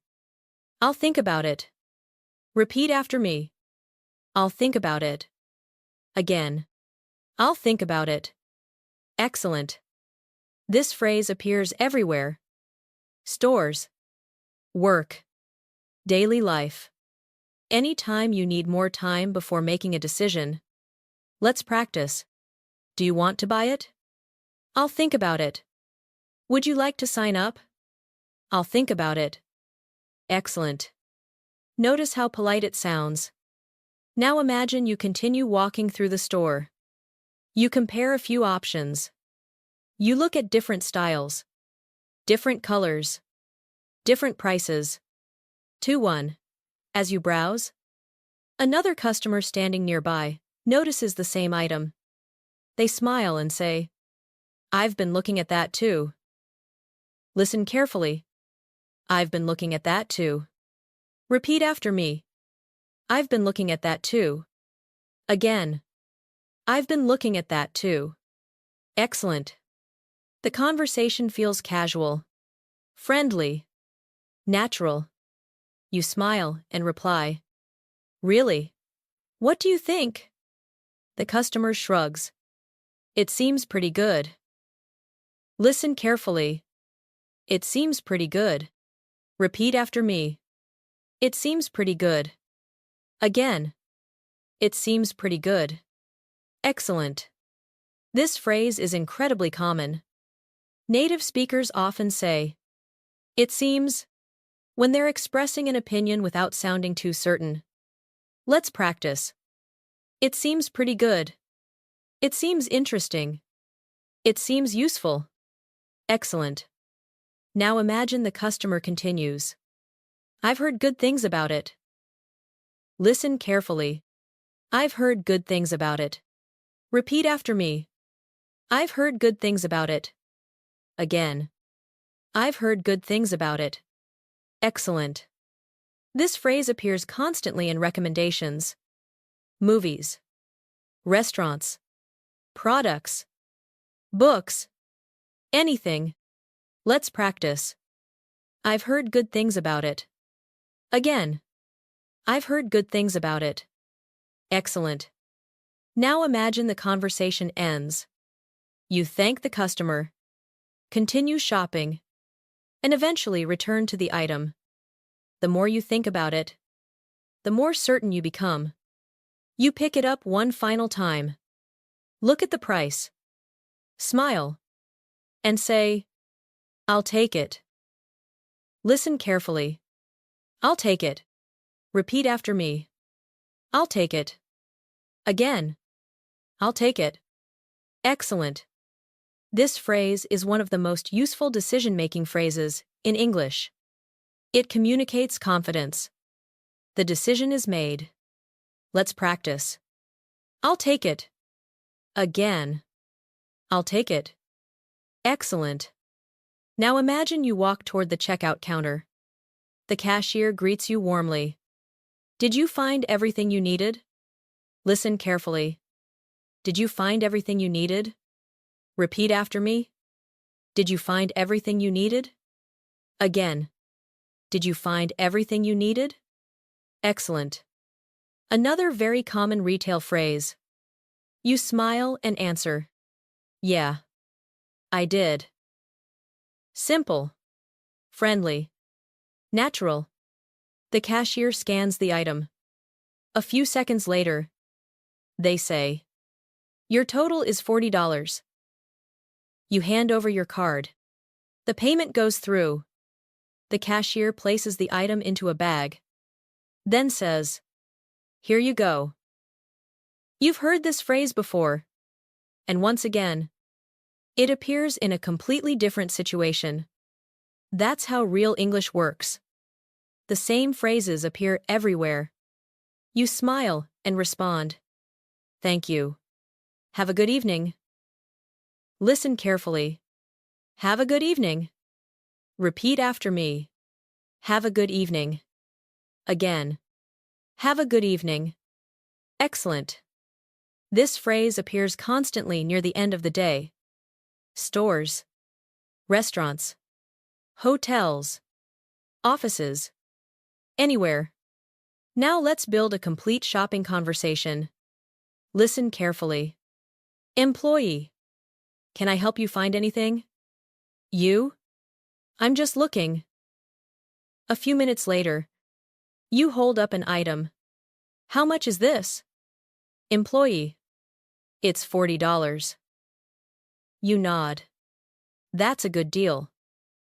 Employee smiles. You continue browsing. Then say, I'll think about it. Later. You return. Pick up the item. And smile. I'll take it. The cashier scans it. Did you find everything you needed? You. Yeah. I did. The cashier hands you the bag. Here you go. You smile. Thank you. Have a good evening. Can you hear how natural that sounds? Nothing complicated. Nothing difficult. Just real-life English. The kind people use every day. Take a moment now. Imagine you're shopping in English. What phrase would you use first? Maybe. I'm just looking. Maybe. How much is this? Maybe. That's a good deal. Maybe. I'll take it. Choose one. Say it quietly. Excellent. Every time you imagine yourself using English in a real situation, you're building confidence. And confidence creates fluency. Let's finish with a shadowing exercise. Repeat after me. I'm just looking. How much is this? That's a good deal. I'll think about it. It seems pretty good. I've heard good things about it. I'll take it. Did you find everything you needed? Have a good evening. Again. I'm just looking. How much is this? That's a good deal. I'll think about it. It seems pretty good. I've heard good things about it. I'll take it. Did you find everything you needed? Have a good evening. Excellent. The shopping trip is finished. You step outside, carrying a small bag. The evening air feels cooler now. The sky is beginning to change colors. The workday is officially behind you. And as you start walking home, an unexpected encounter is about to lead to another very natural English conversation. A conversation with someone you've never met before. A conversation filled with curiosity, questions, and the simple phrases native speakers use when making new connections. Let's see who you meet next. You leave the store carrying a small shopping bag. The automatic doors close behind you. The evening air feels cooler now. The sky is painted with shades of orange, pink, and blue. The workday is over. People are no longer rushing. The city feels different in the evening. More relaxed. More social. More open. You begin walking toward home. The bag swings gently at your side. Your mind feels lighter than it did this morning. The deadlines are finished. The meetings are over. The emails can wait until tomorrow. For the first time all day, there is nowhere you absolutely need to be. And sometimes, those are the moments when unexpected things happen. As you walk through a small public square, you notice a crowd gathering near a local community event. Nothing huge. Just a casual outdoor gathering. A few food stands. Some music. People chatting. Friends laughing. Neighbors catching up. The atmosphere feels welcoming. You slow down for a moment. Just curious. Then someone standing nearby smiles and says, "First time here." Listen carefully. First time here. Repeat after me. First time here. Again. First time here. Excellent. Notice how natural this sounds. The full sentence would be, "Is this your first time here?" But native speakers often shorten questions during casual conversations. First time here. First day. Busy day. Long week. Short. Friendly. Natural. Now, imagine your response. You smile and answer. Actually. Yes. Listen carefully. Actually. Yes. Repeat after me. Actually. Yes. Again. Actually. Yes. Excellent. This phrase appears constantly in English. It often introduces clarification or a slightly unexpected answer. Let's practice. Have you been here before? Actually. Yes. Do you know the owner? Actually. Yes. Excellent. Now imagine the person smiles. Welcome. You thank them. Then, they introduce themselves. My name's Alex. You smile and respond. Nice to meet you. Listen carefully. Nice to meet you. Repeat after me. Nice to meet you. Again. Nice to meet you. Excellent.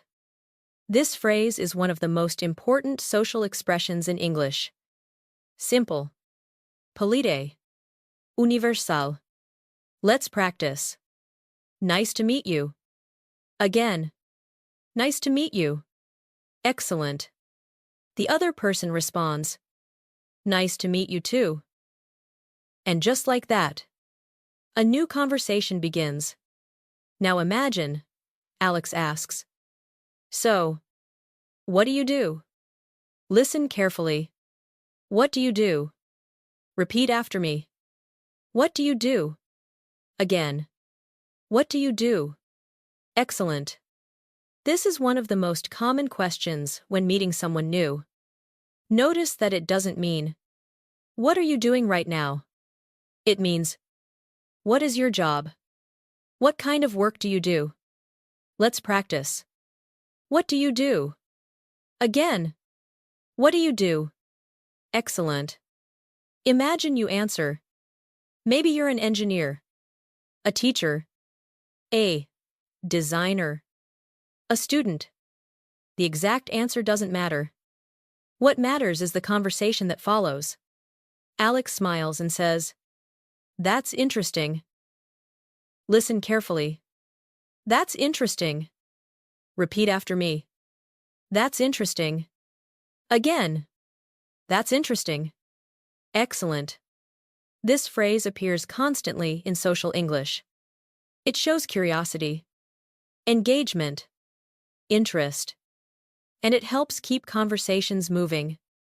Let's practice. That's interesting. Again. That's interesting. Excellent. Now imagine, Alex continues asking questions.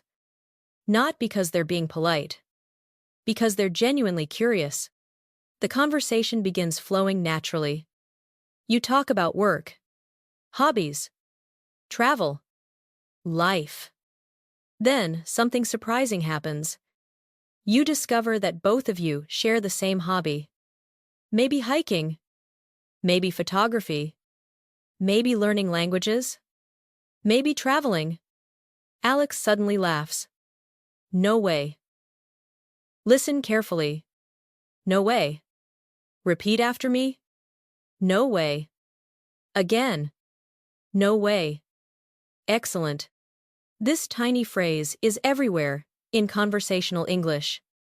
Native speakers use it to express surprise, excitement, disbelief. Let's practice. You visited Japan too. No way. You know that restaurant? No way. You lived there. No way. Excellent. Now imagine both of you are laughing. The conversation suddenly feels easier, more natural, more comfortable. That's one of the beautiful things about meeting new people. Sometimes one small connection changes everything.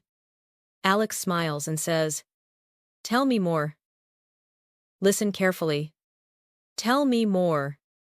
Repeat after me. Tell me more. Again. Tell me more. Excellent. This phrase is incredibly useful. It keeps conversations alive. It shows genuine interest. And native speakers use it constantly. Let's practice. Tell me more. Again. Tell me more. Excellent. Now imagine you're describing a trip you took a few years ago. Alex listens carefully. You tell a short story. Then Alex responds. That sounds amazing. Listen carefully. That sounds amazing. Repeat after me. That sounds amazing. Again. That sounds amazing. Excellent. Notice how this connects to patterns you've already learned. That sounds nice. That sounds fun. That sounds perfect. That sounds amazing. The structure stays the same. Only the adjective changes. This is one reason fluency becomes easier over time. You begin recognizing patterns instead of memorizing isolated phrases. Now imagine the conversation continues. The evening becomes darker. Lights begin appearing around the square. People continue chatting. Music plays softly in the background. And the conversation becomes more personal. Alex asks, So, what do you enjoy doing outside of work? You think for a moment. Then answer honestly. Maybe you enjoy reading. Maybe exercising. Maybe spending time with family. Maybe learning English. Whatever your answer is, Alex listens carefully. Then says, "That's good to hear." Listen carefully. "That's good to hear." Repeat after me. "That's good to hear." Again. "That's good to hear." Excellent. This phrase is warm, supportive, positive. Let's practice. "I finally finished the project." That's good to hear. "I had a great weekend." That's good to hear. Excellent. Now imagine a small pause in the conversation. Neither of you feels uncomfortable. The conversation feels easy now. Natural. Then Alex smiles and says, "I'm glad we met." Listen carefully. "I'm glad we met." Repeat after me. "I'm glad we met." Again. "I'm glad we met." Excellent. This phrase creates a strong emotional connection. It communicates appreciation, gratitude, friendliness. Let's practice. "I'm glad we met." Again. "I'm glad we met." Excellent. Now let's build a complete conversation. Listen carefully. Alex. First time here. You. Actually. Yes. Alex. Welcome. You. Thanks. Alex. My name's Alex. You. Nice to meet you. Alex. Nice to meet you too. A few moments later. Alex. So. What do you do? You explain. Alex smiles. That's interesting. The conversation continues. Eventually, you discover a shared hobby. Alex laughs. No way. You laugh too. Alex says, "Tell me more." You share a story. Alex listens carefully. That sounds amazing. Later. Alex asks about your interests. You answer. Alex smiles. That's good to hear. As the evening comes to a close, Alex says, "I'm glad we met." You smile. Me too. Can you hear how natural that conversation sounds? This is social English. The English people use when building friendships. The English people use when meeting new people. Not formal. Not complicated. Just human. Take a moment now. Imagine meeting someone new. Maybe at a conference. Maybe while traveling. Maybe at a community event. Which phrase would you use first? Maybe. Nice to meet you. Maybe. That's interesting. Maybe. Tell me more. Maybe. I'm glad we met. Choose one. Say it quietly. Excellent. Because real fluency isn't only about ordering coffee or solving problems. It's also about connection, relationships, friendships, the ability to start conversations with people you don't know, and that's one of the most valuable communication skills you can develop. Let's finish with a shadowing exercise. Repeat after me. First time here. Actually. Yes. Nice to meet you. What do you do? That's interesting. No way. Tell me more. That sounds amazing. That's good to hear. I'm glad we met. Again. First time here. Actually. Yes. Nice to meet you. What do you do? That's interesting. No way. Tell me more. That sounds amazing. That's good to hear. I'm glad we met. Excellent. These are some of the most useful social phrases in English. The kind you'll hear at events, parties, conferences, and casual conversations everywhere. The evening continues. The event slowly begins winding down. People start saying goodbye. The lights become brighter as the sky grows darker. And just before you leave, someone invites you to join a small group for dinner nearby. A chance to continue the conversation. A chance to hear even more natural English. And a chance to discover some of the storytelling phrases native speakers use when sharing memories, funny experiences, and unforgettable moments. Let's head to dinner and see where the conversation goes next. The event is slowly coming to an end. People begin gathering their belongings. Some exchange phone numbers. Others promise to stay in touch. The conversations that filled the square gradually become quieter. The evening air feels cooler now. Streetlights glow above the sidewalks. The sky has turned dark blue. You were planning to head home. But just as you're about to leave, Alex smiles and says, "A few of us are grabbing dinner nearby. Want to join us?" Listen carefully. Want to join us? Repeat after me.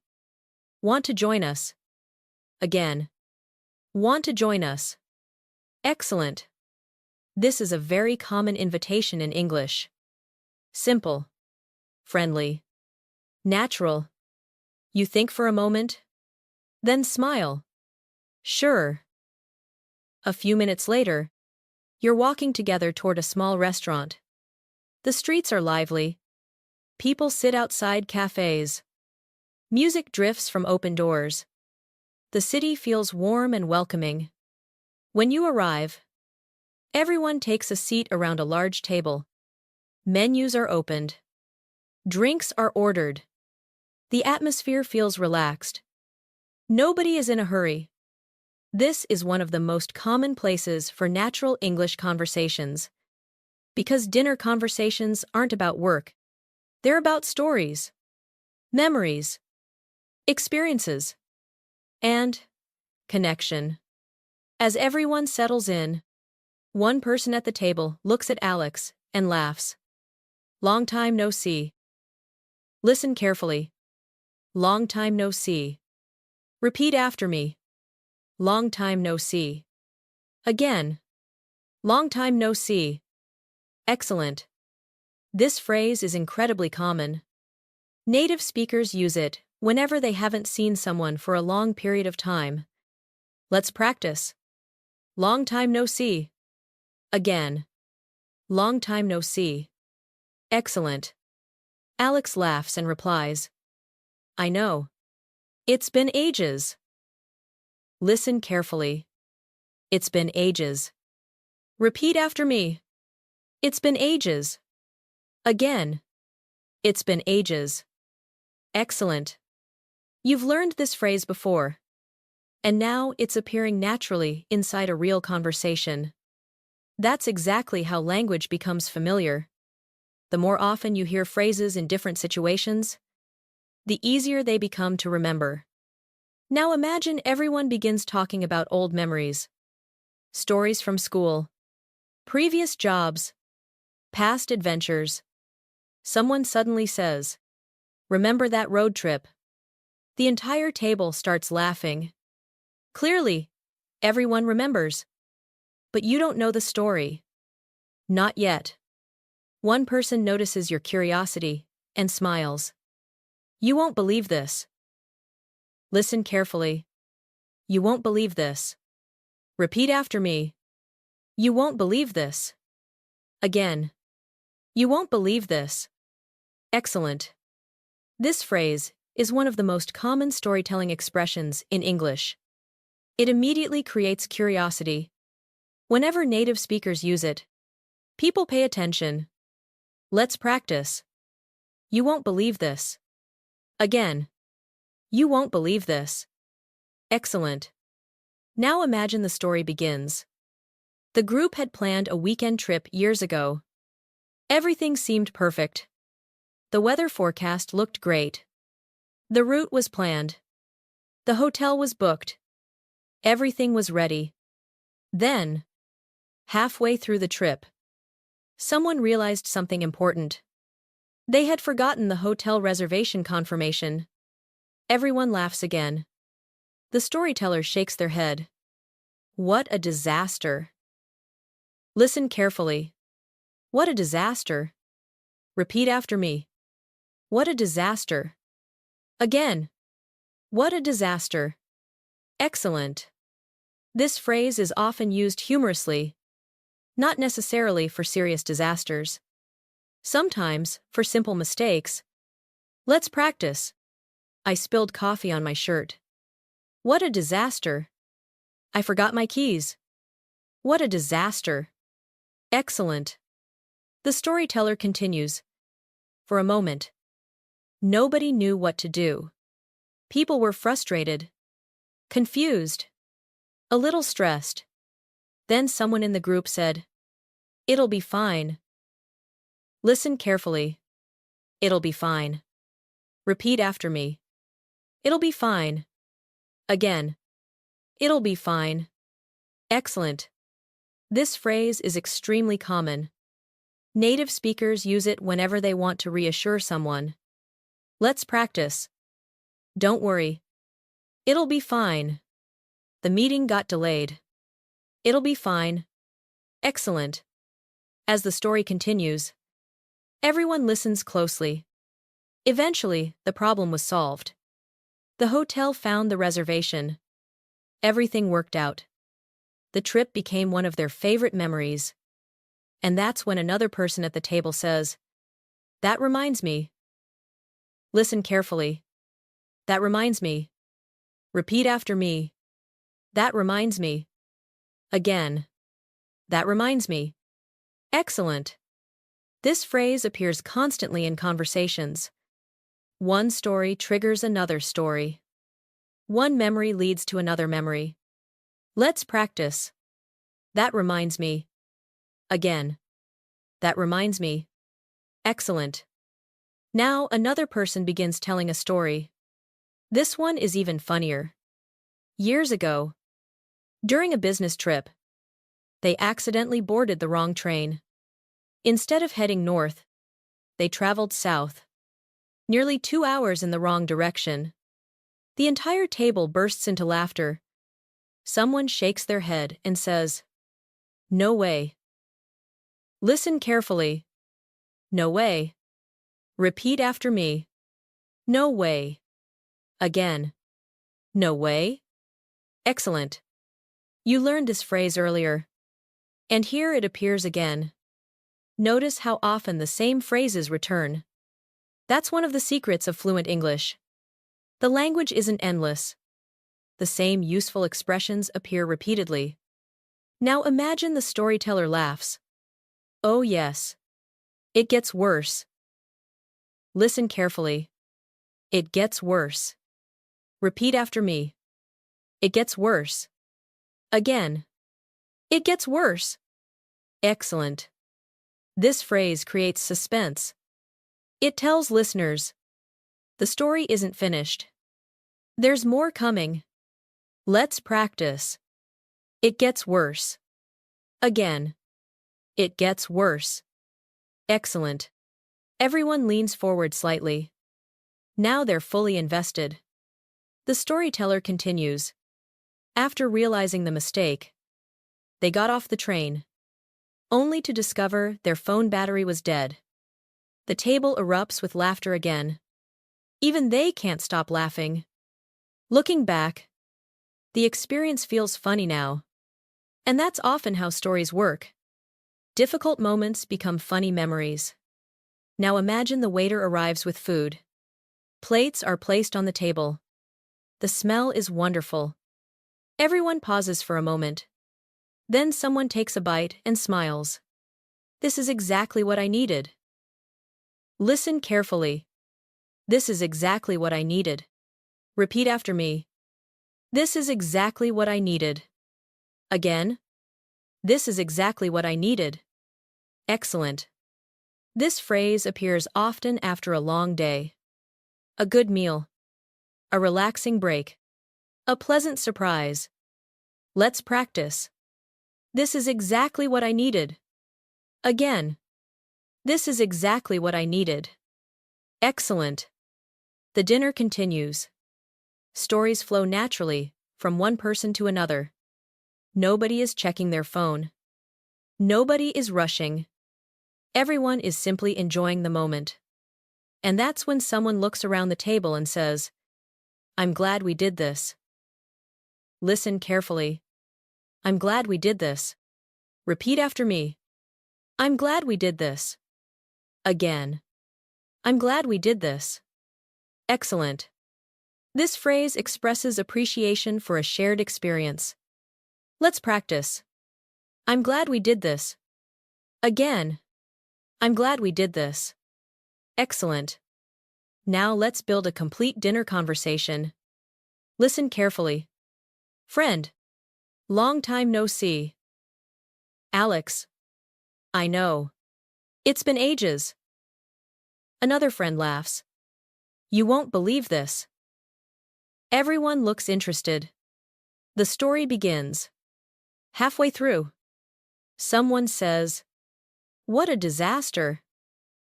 Another person smiles. "It'll be fine." The story ends successfully. Then someone says, "That reminds me." A new story begins. The storyteller describes boarding the wrong train. The table laughs. "No way." The storyteller grins. "Oh yes. It gets worse." Everyone listens carefully. Eventually, the story ends. Food arrives.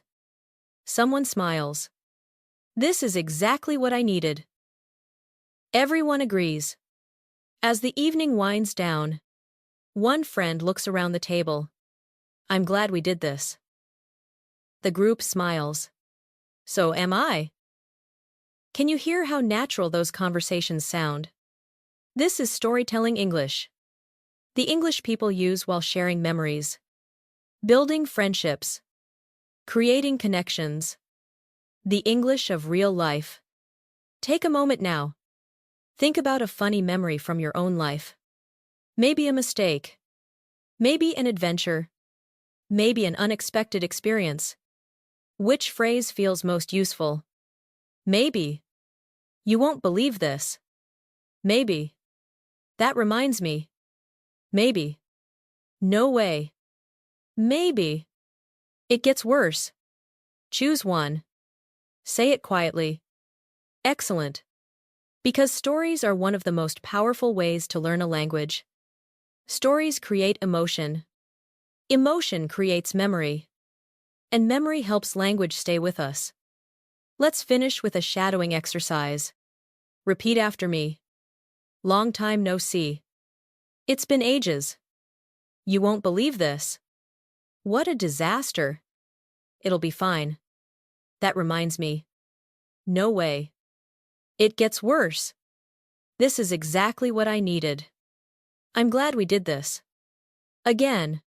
Long time no see. It's been ages. You won't believe this. What a disaster. It'll be fine. That reminds me. No way. It gets worse. This is exactly what I needed. I'm glad we did this. Excellent. The dinner slowly comes to an end. Plates are cleared away. People begin saying goodbye. The evening has been filled with laughter, stories, and connection. But the day isn't quite over yet. Soon you'll return home. And there, in the quiet comfort of familiar surroundings, you'll experience some of the warmest and most meaningful English conversations of all. The language of family. The language of support. The language people use when they truly care about one another. Let's head home and end the day together. The dinner comes to an end. The plates have been cleared away. The stories have been told. The laughter slowly fades into comfortable silence. Outside the restaurant, the night air feels cool and refreshing. Streetlights illuminate the sidewalks. Cars pass quietly in the distance. One by one. Everyone says goodbye. Take care. See you soon. Let's do this again. You smile as you exchange farewells. The evening has been enjoyable. Unexpectedly enjoyable.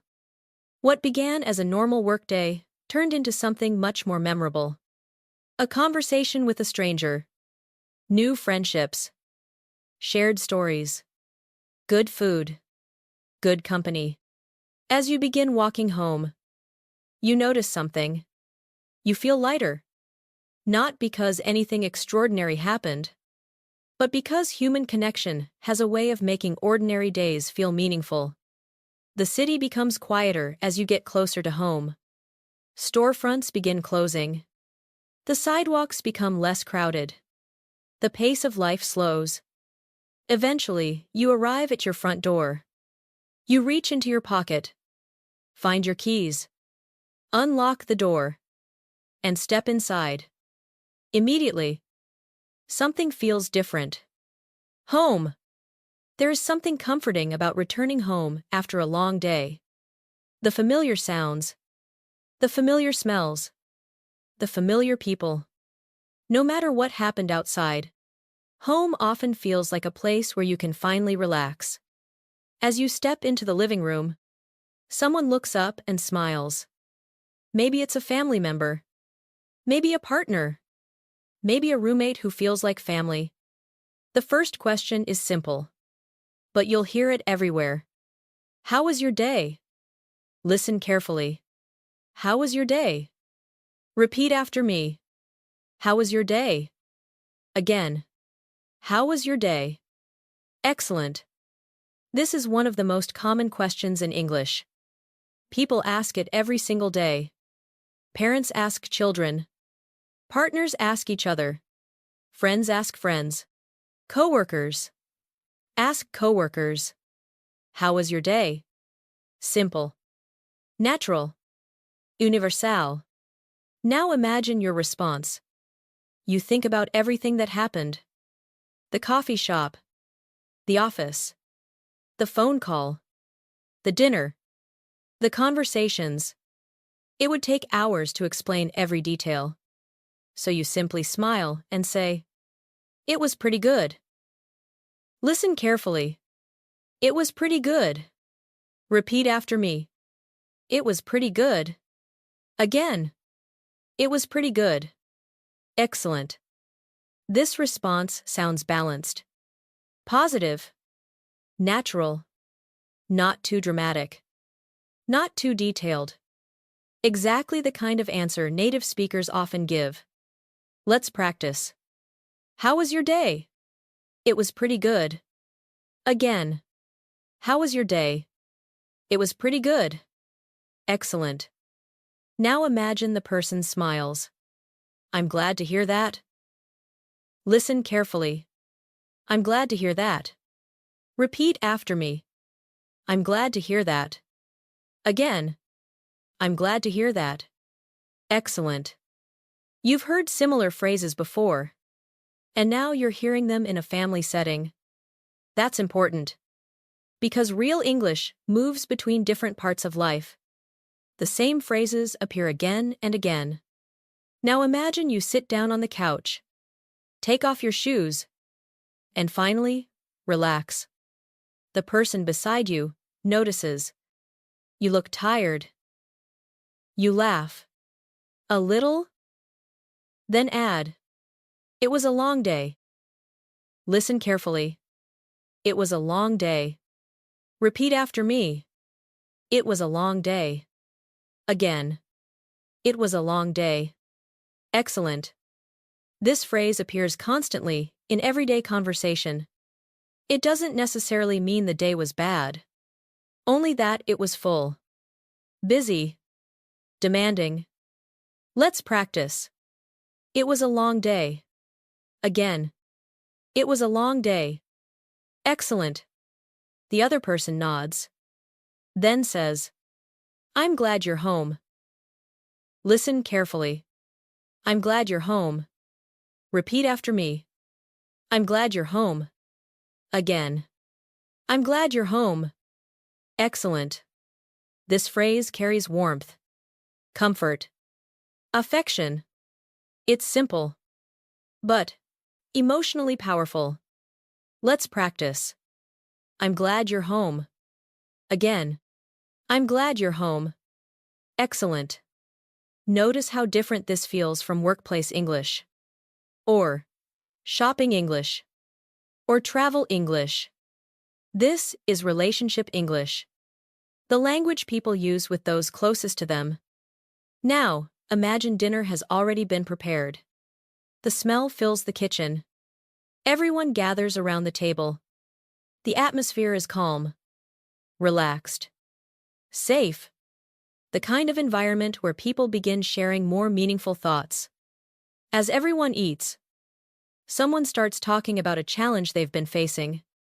Maybe work, maybe school, maybe a personal goal. They sound frustrated, a little discouraged. You listen carefully. Then say, "Take your time." Listen carefully. Take your time. Repeat after me. Take your time. Again. Take your time. Excellent. This phrase is incredibly supportive. It means, there's no rush. Move at your own pace. Don't pressure yourself. Let's practice. Take your time. Again. Take your time. Excellent. And if you think about it, this phrase applies perfectly to learning English. Take your time. You don't need to know everything today. You don't need perfect pronunciation tomorrow. Progress happens gradually. Take your time. Now imagine the person continues explaining their situation. You listen patiently. Then, respond. You'll figure it out. Listen carefully. You'll figure it out. Repeat after me. You'll figure it out. Again. You'll figure it out. Excellent. This phrase communicates confidence and encouragement. It means, I believe in you. You'll find a solution. You'll be okay. Let's practice. You'll figure it out. Again. You'll figure it out. Excellent. Imagine how comforting it feels to hear those words, especially during difficult moments. Now the conversation continues. The person smiles slightly. They seem less worried. Because sometimes, encouragement matters more than advice. Then another family member joins the conversation. They've been listening quietly. Finally they smile and say, I'm proud of you. Listen carefully. I'm proud of you. Repeat after me. I'm proud of you. Again. I'm proud of you. Excellent. This is one of the most meaningful phrases in English. Simple. Direct. Powerful. Let's practice. I'm proud of you. Again. I'm proud of you. Excellent. Many people remember hearing those words for years. Because encouragement stays with us. Long after conversations end. Now imagine a quiet moment follows. Everyone smiles. The room feels peaceful. Comfortable. The kind of silence that doesn't feel awkward. Only warm. Someone leans back in their chair and says, Sounds like you had quite a day. Listen carefully. Quite a day. Repeat after me. Quite a day. Again. Quite a day. Excellent. This phrase means a very eventful day. A busy day. A memorable day. Let's practice. Quite a day. Again. Quite a day. Excellent. You laugh. Thinking about everything that happened. The coffee shop. The office problem. The directions. The phone call. The shopping trip. Meeting Alex. The dinner. The stories. Yes. It really was quite a day. Now let's build a complete family conversation. Listen carefully. You walk through the door. A family member smiles. How was your day? You. It was pretty good. Family member. I'm glad to hear that. You sit down. They notice your expression. You look tired. You laugh. It was a long day. They smile warmly. I'm glad you're home. Later, during dinner, someone shares a problem. You listen carefully. Then say, take your time. The person continues talking. You nod. You'll figure it out. Another family member smiles. I'm proud of you. The room becomes quiet, comfortable, peaceful. Someone looks around the table. Sounds like everyone had quite a day. Everyone laughs. Can you hear how natural that sounds? This is family English. Not formal English. Not business English. The language of support. The language of encouragement. The language people use when they care about each other. Take a moment now. Think about someone important in your life. Maybe a parent. Maybe a child. Maybe a friend. Maybe a partner. What phrase would you say to them? Maybe. Take your time. Maybe. You'll figure it out. Maybe. I'm proud of you. Maybe. I'm glad you're home. Choose one. Say it quietly. Excellent. Because language is more than vocabulary. Language is connection. And these simple phrases create some of the strongest connections of all. Let's finish with a shadowing exercise. Repeat after me. How was your day? It was pretty good. I'm glad to hear that. It was a long day. I'm glad you're home. Take your time. You'll figure it out. I'm proud of you. Quite a day. Again. How was your day? It was pretty good. I'm glad to hear that. It was a long day. I'm glad you're home. Take your time. You'll figure it out. I'm proud of you. Quite a day. Excellent. The evening continues quietly. The dishes are washed. The conversations grow softer. The lights become dimmer. And as the day slowly comes to an end, you'll soon have a chance to reflect on everything you've learned, everything you've experienced, and everything you've accomplished. Because sometimes, the most important part of learning isn't moving forward, it's taking a moment to recognize how far you've already come. Let's take that moment together in the next part.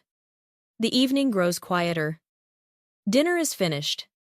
The dishes have been washed. The conversations that filled the house have slowly faded into a peaceful silence. Outside, the city continues moving. Cars pass beneath streetlights. A distant siren echoes somewhere far away. Windows glow in apartment buildings across the street. People are ending their days just as you are. And for the first time since the morning began, there is nothing left to do. No meetings. Errant. No decisions. No deadlines. Just a quiet moment. A moment to sit. A moment to breathe. A moment to reflect. You settle into a comfortable chair. Maybe with a cup of tea. Maybe with a glass of water. Maybe simply enjoying the silence. And as you sit there, something interesting happens. Your mind begins replaying the day. Not every detail. Just moments. Small moments. Meaningful moments. The morning coffee. The conversation at breakfast. The coworker who helped solve a problem. The stranger who gave directions. The phone call with an old friend. The dinner conversation. The laughter. The stories. The encouragement waiting for you when you came home. All those moments. All those conversations. And suddenly, you realize something. Today wasn't really about learning English. At least not in the way most people think about learning English.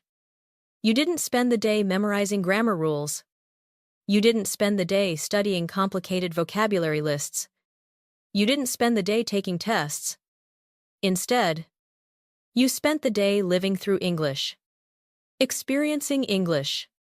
Using English. And that's an important difference. Because language isn't meant to live inside textbooks. Language is meant to live inside experiences. Think about everything you've practiced today. This morning you woke up tired. You learned how native speakers say, "I'm still waking up." Then you needed coffee. You said, "I could use some coffee." You rushed through the morning. You were running a little late. Already. Before breakfast. You had learned several phrases people use every single day. Then you stepped into the cafe. You ordered naturally. "Could I get?" "I'll take." "That's all for now." Sounds good. Simple phrases. Real phrases. The kind native speakers use without thinking. Then work began. You learned how coworkers make small talk. "Not too bad." "Pretty busy already." "Can't complain." You discovered that real workplace English is often much simpler than learners expect. Then something went wrong. A problem appeared. And instead of panic, you learned calm problem-solving language. Something came up. That's frustrating. We'll figure it out. That's a relief. Notice the pattern. Native speakers don't always try to sound impressive. Often they try to sound calm, helpful, clear. And then, lunch arrived. The day slowed down. People became more relaxed. You learned. Not much. Pretty much. Same old. Same old. Doing my best. Short phrases. Simple phrase. But powerful, because people actually use them. Then came the afternoon. You needed directions. Your phone battery died. A stranger helped you. "Excuse me. Could you help me?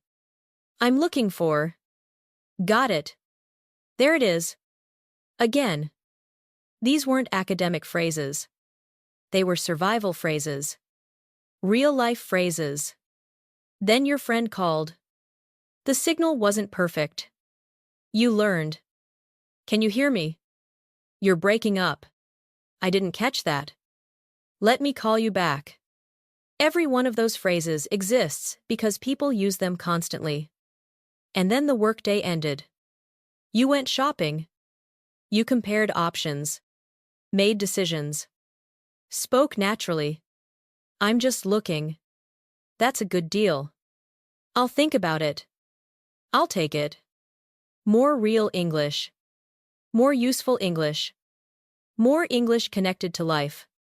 Then came something unexpected. You met someone new. And suddenly, the conversation shifted. "Nice to meet you. What do you do?" "That's interesting. Tell me more." "I'm glad we met." The language of curiosity. The language of connection. The language that creates friendships. Then dinner. Stories. Memories. Laughter. "You won't believe this." "That reminds me." "No way." It gets worse. The language of storytelling. The language that brings people together. And finally, home. The place where conversations become more personal, more meaningful, more honest. "How was your day?" "I'm glad you're home." "Take your time. You'll figure it out." "I'm proud of you." The language of support. The language of family. The language of care. And now, sitting quietly at the end of the day, you begin noticing something important. These phrases no longer feel like random vocabulary. They feel connected. Connected to situations. Connected to people. Connected to memories. And that matters. Because the human brain remembers stories better than lists. It remembers experiences better than definitions.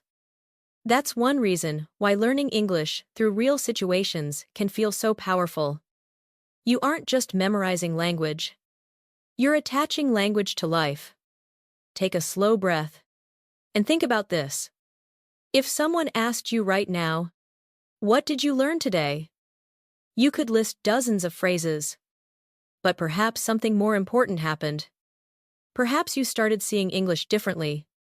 Not as a subject. Not as a challenge.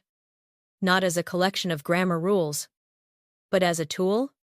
A tool for ordering coffee. Solving problems. Making friends. Sharing stories. Expressing emotions. Living life.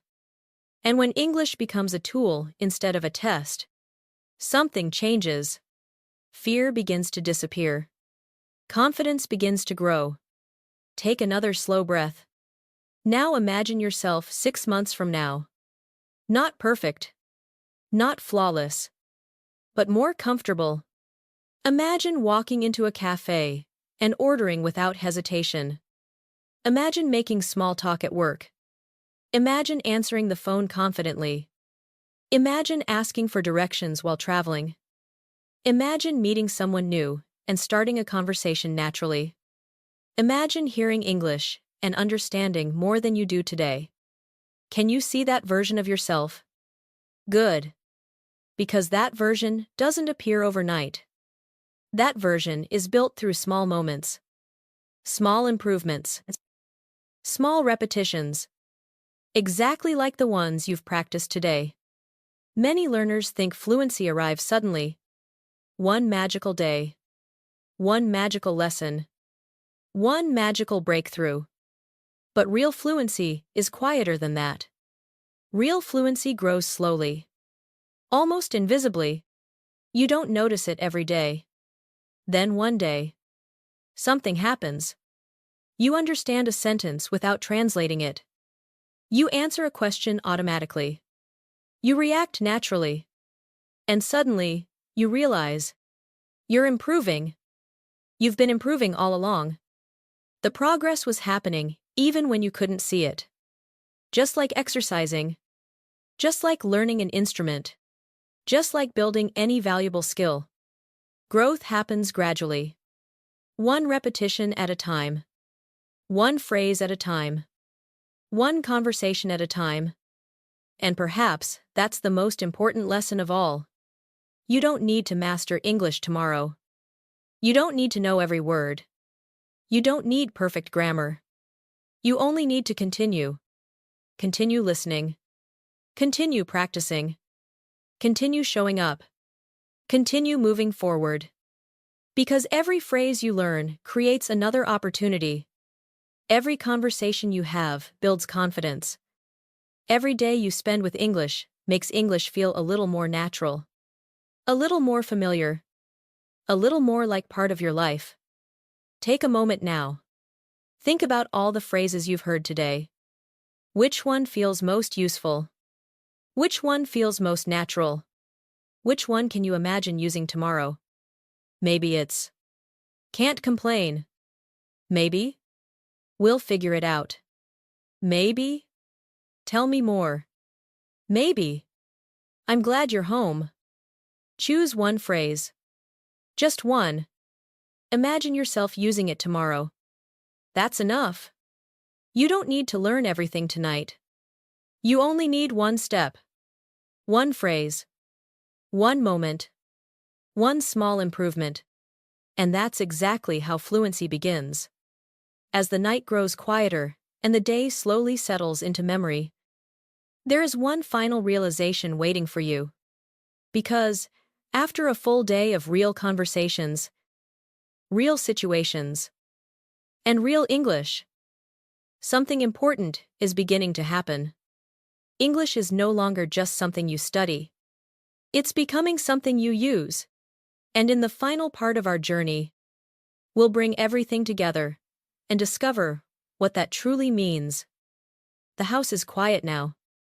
The conversations have ended. The dishes are clean. The lights are softer than before. Outside, the city continues moving through the night. But inside, everything feels peaceful, comfortable, still. The kind of stillness that arrives only at the end of a full day. You sit quietly for a moment, thinking, reflecting, looking back on everything that happened.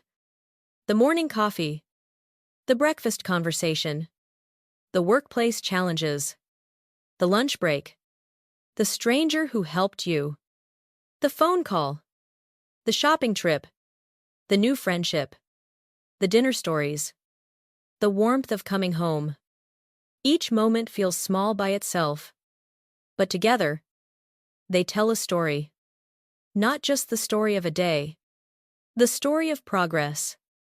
Because something important happened today. Something easy to miss if you're not paying attention. You didn't just listen to English. You lived through English. And there is a big difference between those two things. Many people spend years studying English. They memorize vocabulary, read grammar explanations, complete exercises, take notes, and all of those things can be useful. But eventually, every learner discovers the same truth. Language is meant to be used, not collected, not stored away, used.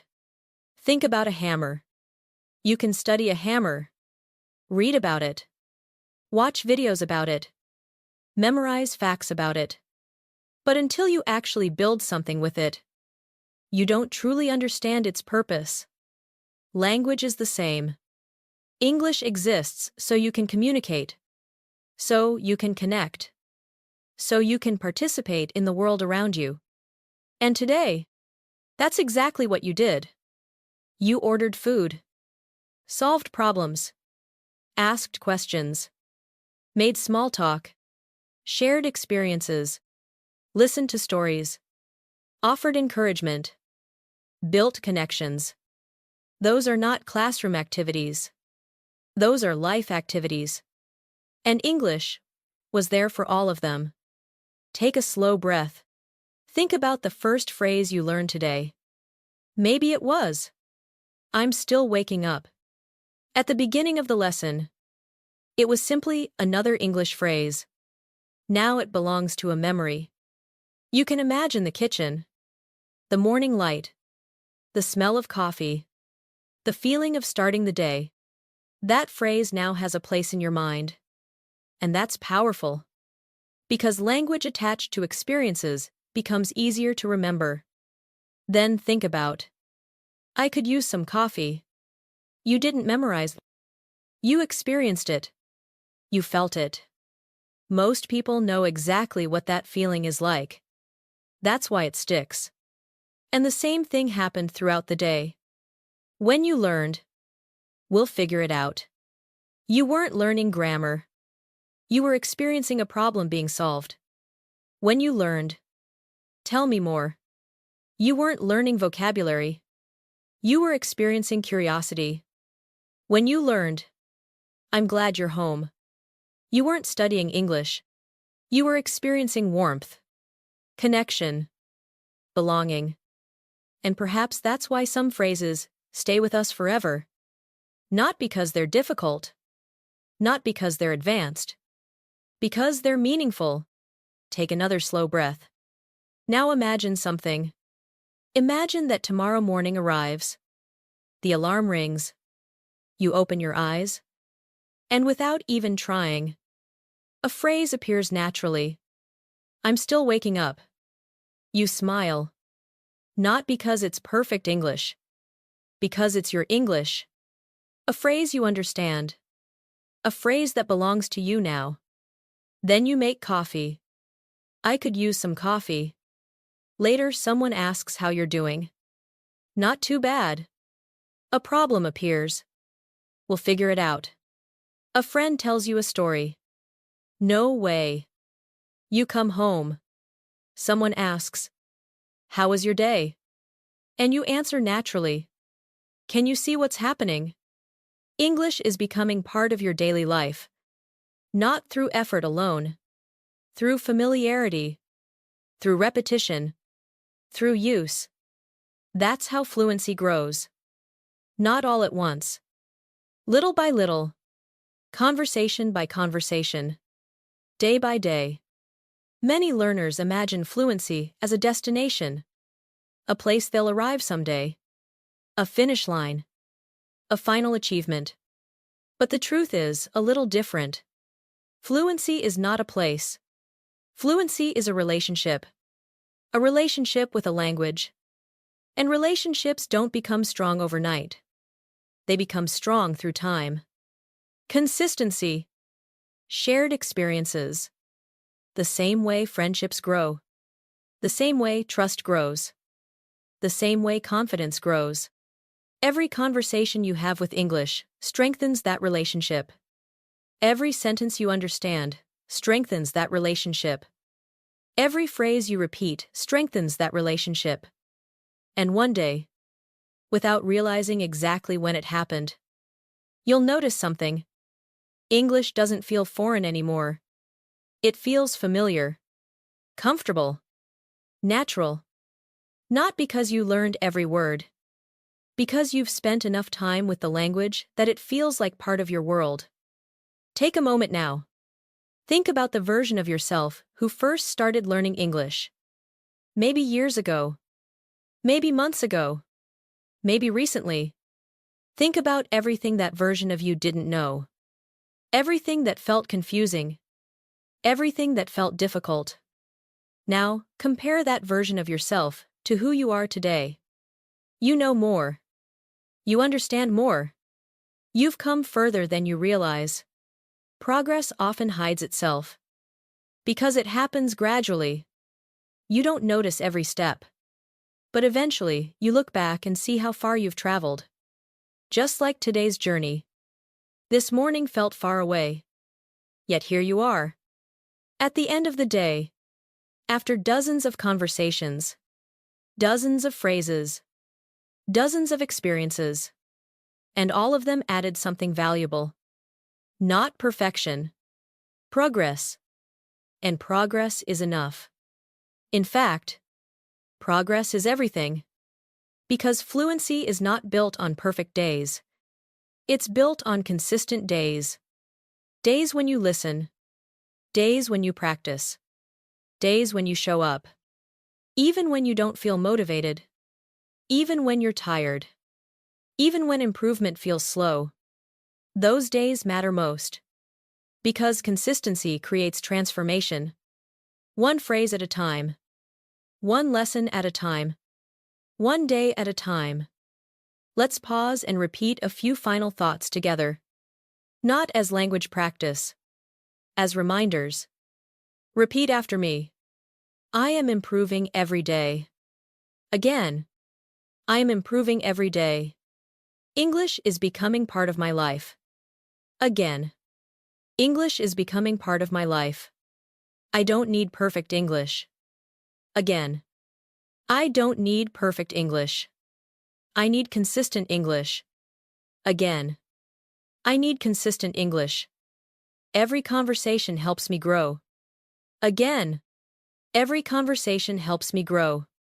I can communicate. Again. I can communicate. I can keep improving.